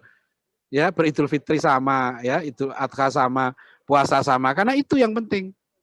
Makanya di seluruh dunia Islam yang berlaku itu kalau soal menentukan awal puasa, awal Ramadan, Idul Adha itu memang pemerintah. Di Malaysia itu dasar-dasarnya konflik politik, nggak pernah ada perbedaan penentuan Id di Malaysia karena itu wilayah raja. Dan orang tahu semua mazhab sudah terima. Di Saudi begitu. Kadang pemerintahnya salah, ya sudah akhirnya kodok. Gitu. Pernah terjadi kata teman-teman di Saudi. Mereka nggak ribut soal itu, karena itu wilayah pemerintah. Ya. Baik Ustaz. Nah, itu contoh. Jadi sangat ditekankan kita itu keharmonisan kehidupan kita itu di tengah masyarakat.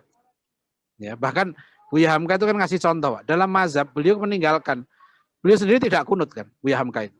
Tapi kalau kata Buya Hamka, kalau saya datang ke satu masyarakat yang saya tahu di situ biasa kunut, saya tanya, ini biasa kunut nggak? Buya Hamka baca kunut kalau jadi imam. Gitu. Jadi biasa Imam Syafi'i dulu juga begitu. Kalau beliau sholat di masjidnya Imam Abu Hanifah, maksudnya Imam Abu Hanifah sudah meninggal, tapi Imam Syafi'i menghormati ya pendapat Imam Abu Hanifah yang tidak kunut. Gitu. Beliau tidak baca kunut di situ.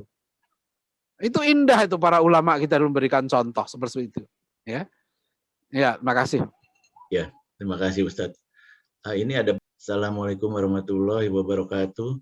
Bagaimana sikap kita untuk tetap mempertahankan persatuan Muslim dalam hal memilih ulama yang mau kita ikuti?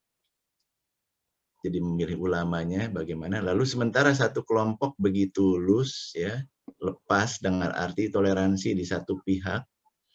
Dan di lain pihak ada kelompok lain yang mengklaim paling ya tanda kutip di sini paling paling nyunah bahasanya gitu ya.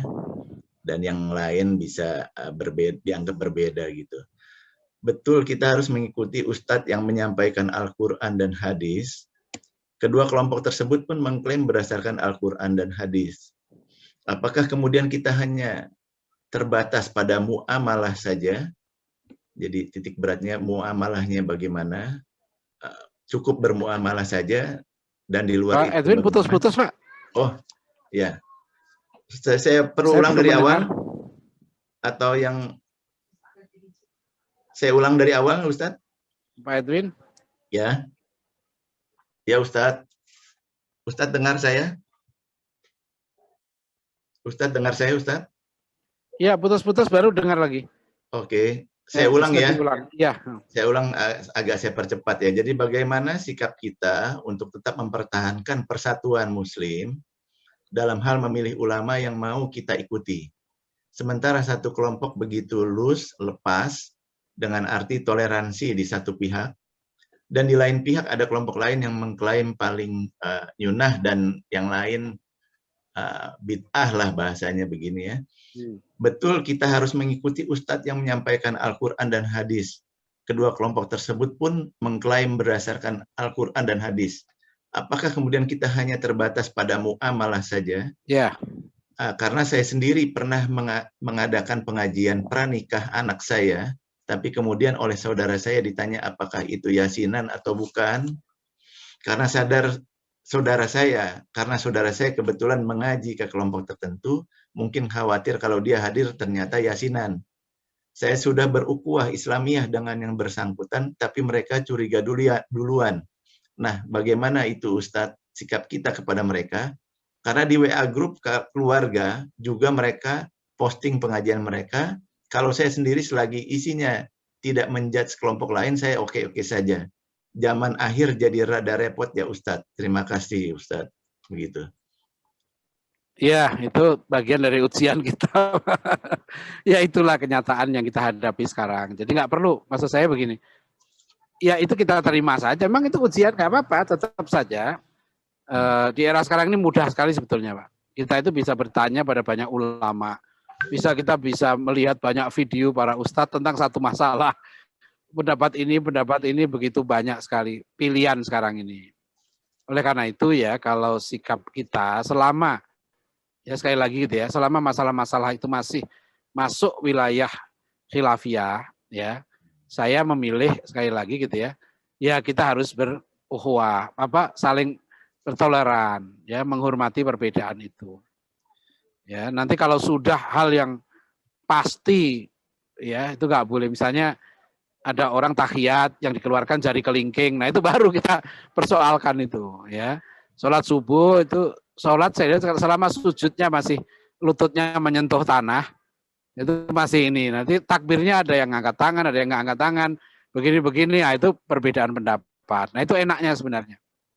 Ya, jadi kan tadi itu kan soal yasinan, soal begini, itu silahkan saja. Kalau saya sekarang gampang, ya nggak mau ya sudah nggak usah. Gitu kan banyak ibadah yang lain. Yang mau menjalankan itu dan itu memang ada ulama yang memperbolehkan itu, ya sudah hormati saja. Yang penting dia baca surat Yasinnya benar, tujuannya benar, ya, niatnya benar gitu.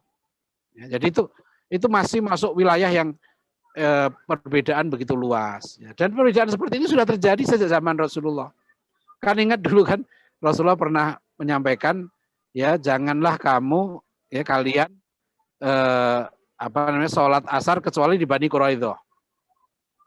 Akhirnya sahabat menangkap itu dua pendapat, dua pemahaman. Satu menangkap harfiahnya itu, jadi mereka tidak sholat asar kecuali sampai di Bani Quraidah. Padahal sampai Bani Quraidah sudah malam. Jadi sahabat ini akhirnya sholat asarnya malam di Bani Quraidah. Sebagian lagi sahabat menangkap maksud Rasulullah itu supaya kita mempercepat. Harus sampai asar di Bani Quraidah. Gitu loh. Dua pendapat ini akhirnya disampaikan kepada Rasulullah. Rasulullah membenarkan dua-duanya. Jadi itu. Jadi hadis Rasulullah saja semasa Rasulullah hidup itu sudah difahami berbeda. Gitu ya. Jadi kan kita bilang Quran dan hadis gitu kan. Ada yang memang wilayah berbeda pertafsiran itu. Tapi jangan membuat tafsir yang tidak boleh berbeda. Jadi juga jangan mengatakan semua tafsir itu berbeda. Enggak benar juga. Ya, tafsir ayat Homer itu cuma satu maknanya. Homer itu sesuatu yang memabukkan. Udah, enggak ada ulama beda pendapat. Ya, kullu muskirin homrun. Itu sudah setiap mabukkan itu Homer. Itu jelas. Ya, tafsir khinzir itu cuma satu, Pak. Babi. Nggak ada ulama sepanjang sejarah khilafiyah. Khinzir itu babi atau setengah babi atau apa, nggak ada. Gitu loh. Jadi tafsir khinzir itu babi. Ya, itu ada tafsir yang memang memungkinkan berbeda, memungkinkan tidak berbeda. Nah, di sini sekarang ini sebetulnya terbuka luas ya. Kita mengkaji setiap pendapat ya. Yang penting saya lagi itu hati kembalinya itu. Ya, kita ini mau ngapain beragama gitu ya, sama muslim, saling mendengki, saling membenci untuk apa, malah rugi sendiri. Ya, jadi kalau masuk wilayah perbedaan, apalagi perbedaan dalam aplikasinya, itu memungkinkan. Dalam politik misalnya gitu ya, itu wilayah, bahkan ketika misalnya Pak Jokowi aja waktu itu ya, kan ada istimewa ulama milik Prabowo yang 2014. Tapi ada ulama yang sangat kita hormati. Misalnya Pak Hasyim Muzadi. 2014 Pak Hasyim Muzadi memilih Pak Jokowi. Gitu kan. Tapi saya nggak meragukan integritas Pak Hasyim Muzadi ya, sebagai seorang ulama. Ya. Bahkan waktu beliau menjadi One Team Press itu, saya diundang beliau ke Dewan Pertimbangan Presiden. Beliau sangat concern dengan masalah LGBT. Ya, waktu itu ada beberapa menteri diundang juga. Gitu. Jadi dalam masalah-masalah begini gitu ya, itu perlu kita umat Islam itu saling memahami. Meskipun kita bisa punya pilihan berbeda, itu pasti. Ya, nggak ada semuanya sama. Itu Pak. Jadi tadi termasuk kasus di keluarga itu Pak ya, saya hanya bisa mengatakan sabar aja Pak, sabar. Insya Allah nanti ya kita tunjukkan saja sikap akhlak yang mulia, jangan putus persaudaraan. Kalau dia nggak mau ya sudah itu urusan dia, tapi kitanya jangan mutus. Kan yang pahalanya besar itu kita justru menyambung tali silaturahim kepada orang yang memutus tali silaturahim. Jadi kita itu berbuat baik kepada orang yang baik sama kita, itu pahalanya lebih besar. Gitulah. Jadi kalau kita berbuat baik pada orang yang baik sama kita, itu kan biasa, Pak. Ya kan? Kita menolong pada orang yang nggak mau nolong kita. Nah, itu yang besar pahalanya. Kan enak orang Islam. Iya kan? Jadi kalau orang mencaci maki kita, menuduh kita, ya kita nggak ada ruginya. Kan dia yang rugi. Makanya yang penting itu ingat akhirat. Ya, hidup itu akan santai. Kita ringan aja lah, nggak usah terlalu ya apa bukan berarti nggak ada masalah. Ada, hidupnya ada masalah, semua ada masalah. Jadi ada perbedaan pendapat, ya, ada fitnah, ada caci maki, ya itu yang dunia yang kita tinggali sekarang. Ya, terima kasih Pak Idil. Masya Allah. Ya, terima kasih Ustadz. Jikalau masih ada kesempatan terakhir ini, silakan raise hand, tunjuk tangan, acungkan tangan kalau masih ada. Monggo silakan. Di kolom chat juga sudah tidak ada sih. Oh, Pak Om Adam, ya silakan. Saya unmute Om Adam. Diklik Om Adam. Ya. Baik. Ustadz, terima kasih waktunya. Saya mau nanya begini ya. Tadi kita kan fokus kan berbicara masalah persatuan ya, khususnya kalau kita lihat ya di Palestina tuh ada Hamas atau yang lainnya. Mereka kok nggak bisa bersatu, padahal mereka paham betul dengan ayat Quran wasyafil amri, bermusyawarah dalam satu perkara kan. Fa idza azamta Allah. Pertanyaan saya, apakah mereka tuh nggak paham ayat ini? Ataukah memang kondisi seperti ini memang sudah istilahnya di Lauful Mahfuz sudah tertulis dan sampai hari kiamat memang nggak akan bisa bersatu? Itu pertama Pak ya.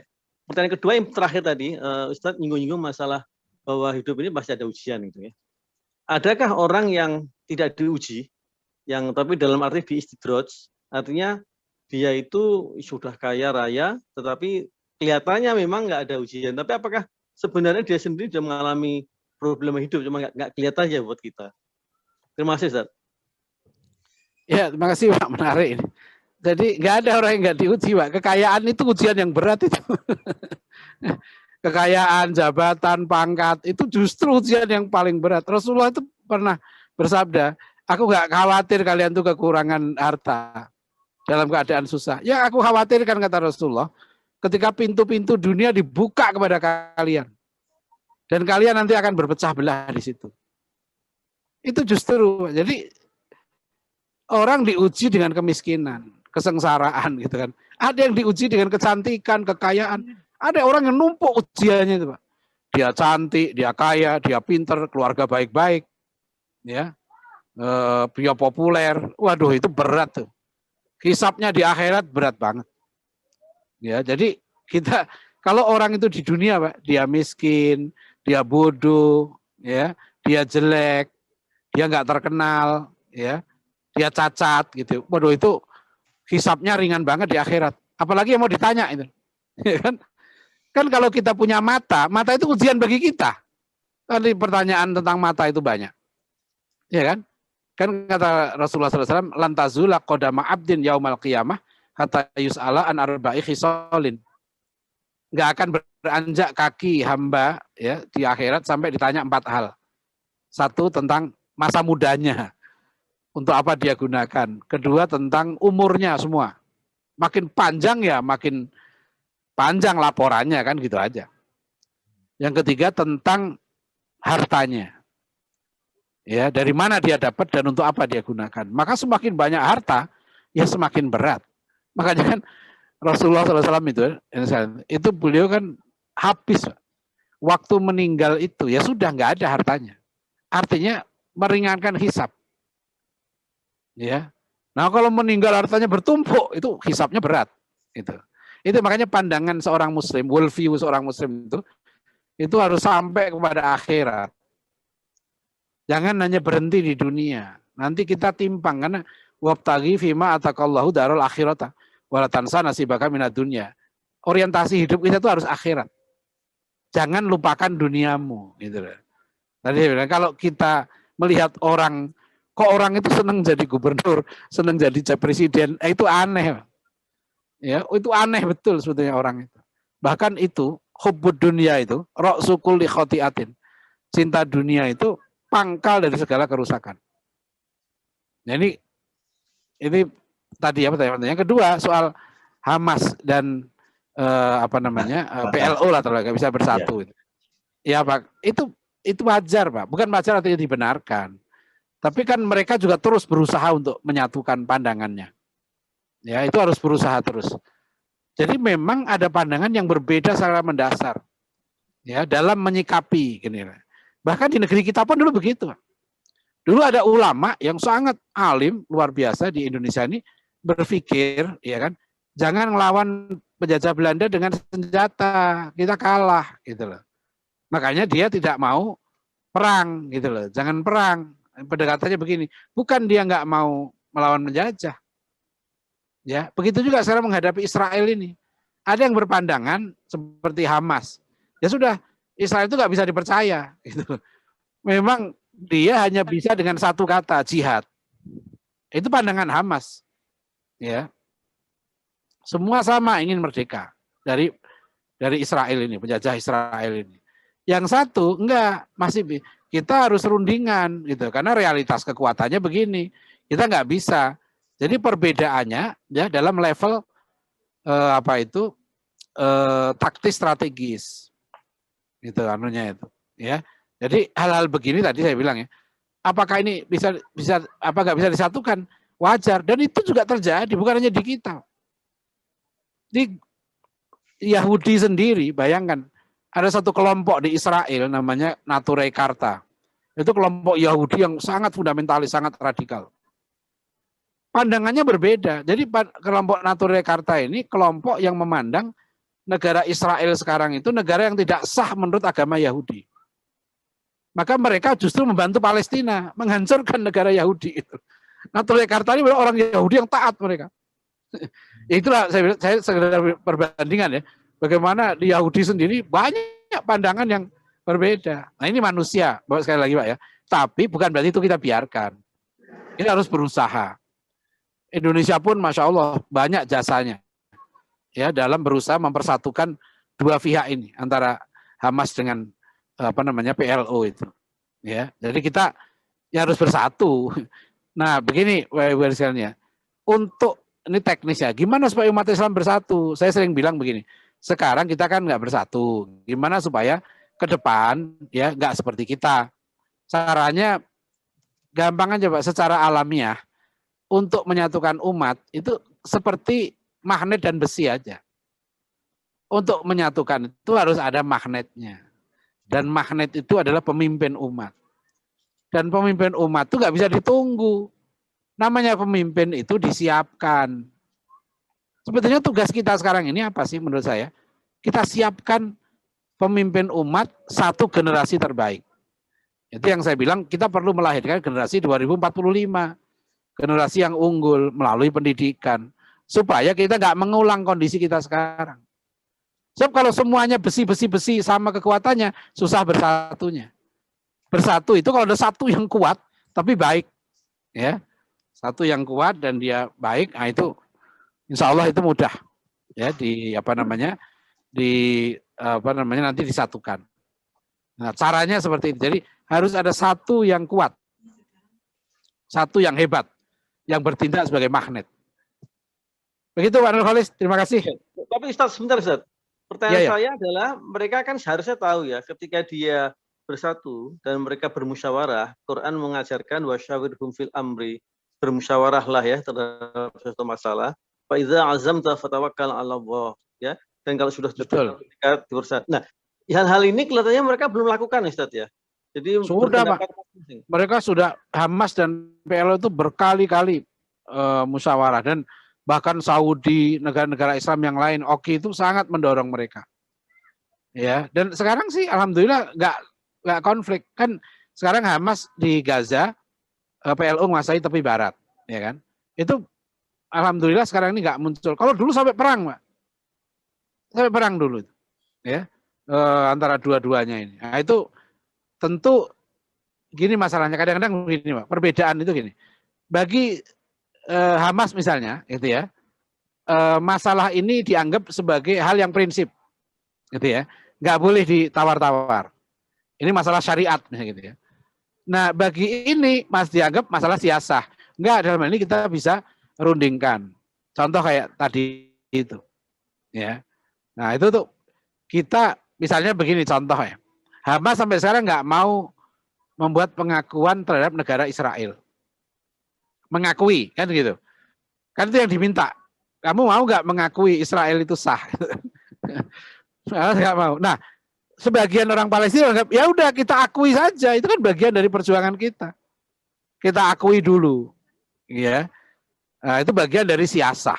Sama kayak kita di negara kita, Pak. Kan waktu ada perundingan KMB Linggarjati, itu kan terjadi perbedaan pendapat. Ini masuknya wilayah mana ini? Gitu. Nah, itulah yang perlu disatukan. Nah, nanti kita melihat ya, disitulah misalnya peran seorang Muhammad Natsir ketika berhasil menyatukan negara-negara bagian, itu ya, menjadi NKRI. Nah, 4 April, 4 April nanti itu kan, itu hari NKRI itu. Disitulah Soekarno mengakui kehebatan Natsir dalam lobby. Biasanya di situ tuh ada tokoh yang mampu merakit. Ya. Saya sebetulnya perbedaan di umat kita di Indonesia ini satu, kurang silaturahim. Ya, jadi penting ada umat, ada tokoh gitu yang mensilaturahimkan. Jadi silatul fikri, menghubungkan pemikiran, ya. Kemudian silatul qalbi, menyambungkan hati, ya. Baru kemudian silatul harokah. Kalau udah si pikiran hatinya menyatu, baru kita bersatu juga dalam gerakannya, programnya. Ya, wallahu a'lam bishawab. Terima kasih Pak Nurholis. Terima kasih Ustaz. Ya, terima kasih semuanya. Ya, Masya Allah. Mudah-mudahan. Ya. Ini masih ada lagi tambahan pertanyaan nih Ustadz. Sedikit nih ya Ustadz ya. Jadi di sini ada dari Ibu Lili Nurmaliha. Jadi semakin banyak harta, semakin panjang hisapnya ya Pak Ustadz. Mensikapinya bagaimana ya supaya agak seimbang dunia dan akhirat? Ya, itu banyak beramal. Kan surat Al-Munafikun ayat 9-10. Ini saya cerita sedikit ya. Saya ketemu seorang dokter di Jakarta, direktur rumah sakit Islam. Dia bercerita, dia buat riset tentang perilaku orang mati. Ya, pokoknya dia bilang ke karyawannya, kapan aja ada orang mau mati panggil saya gitu. Nah, ternyata ada ditemukan 3 sikap, dia bilang. Sikap orang mati, orang Islam itu 3. Satu yang teriak-teriak, itu yang belingsatan, ya. Satu yang damai, ya tenang. Yang satu lagi ini, yang ragu-ragu katanya. Jadi tangannya itu mendorong ke depan. Nah, beliau tanya seorang ulama, dikasih surat Munafikun ayat 9-10.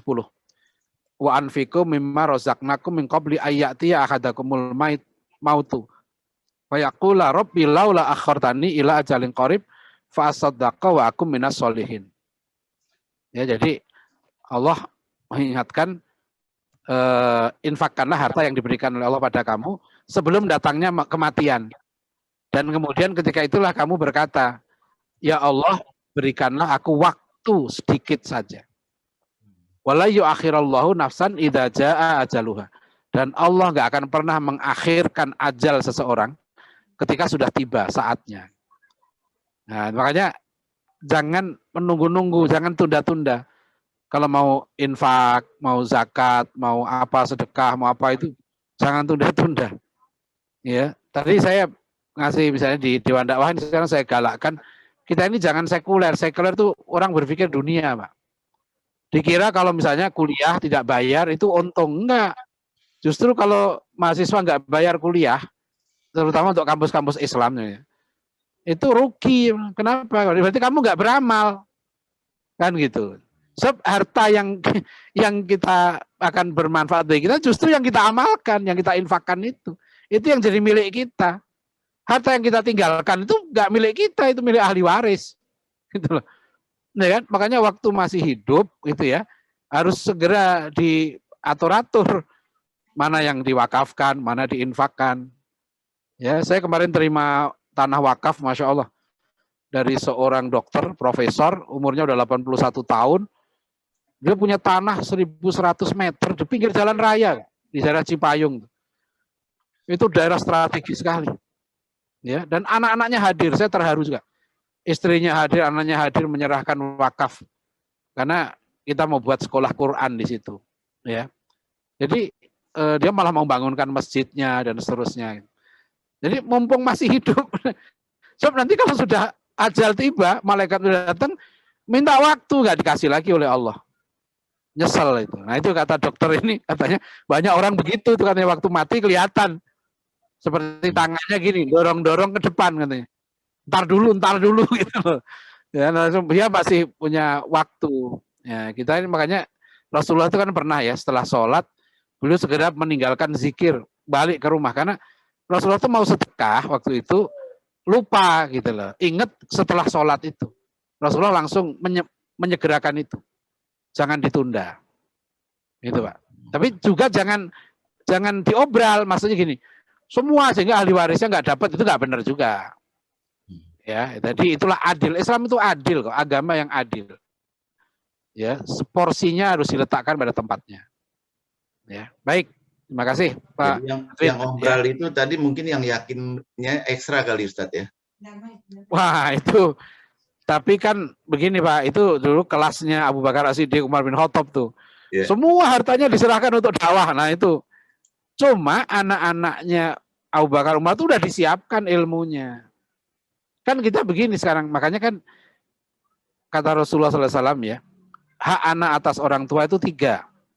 1 mendapat nama yang baik, 2 mendapat tempat tinggal yang baik, 3 mendapat pendidikan yang baik. Itu hak anak itu. Jadi kalau anak wayuhsina adabahu.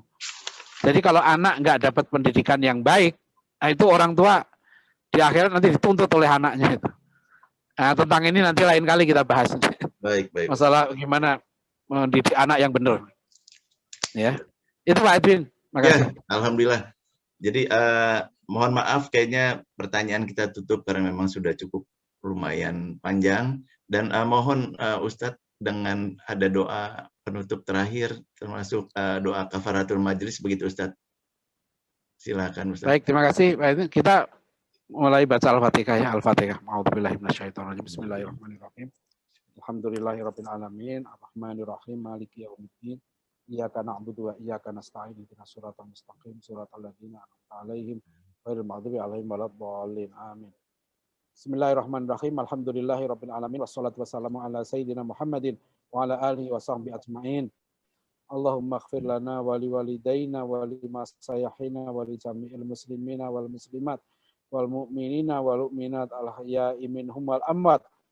Allahumma inna nas'aluka salamatan fid din wa afiyatan fil jasad wa ziyadatan fil ilmi wa barakatan fil rizqi wa taubatan qablal maut wa rahmatan indal maut wa maghfiratan ba'dal maut. Allahumma hawwin alaina fi sakaratil maut wa najatan minan nar wa afa indal hisab. Rabbana la tuzigh qulubana ba'da idh hadaitana wa hab lana min ladunka rahmah innaka antal wahhab. Allahumma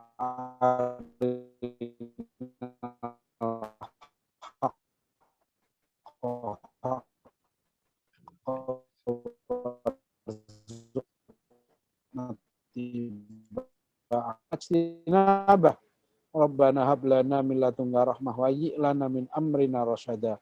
Allahumma habbib ilainal iman wa zayyin qulubina qurrata a'yun waj'alna lil muttaqina imama. Rabbana atina fid dunya hasanah wa fil akhirati hasanah wa qina adzabannar. Walhamdulillahi rabbil alamin. Amin. Amin ya rabbal alamin. Assalamualaikum warahmatullahi wabarakatuh. Waalaikumsalam warahmatullahi wabarakatuh. Terima kasih banyak Ustaz. Terima kasih sama-sama.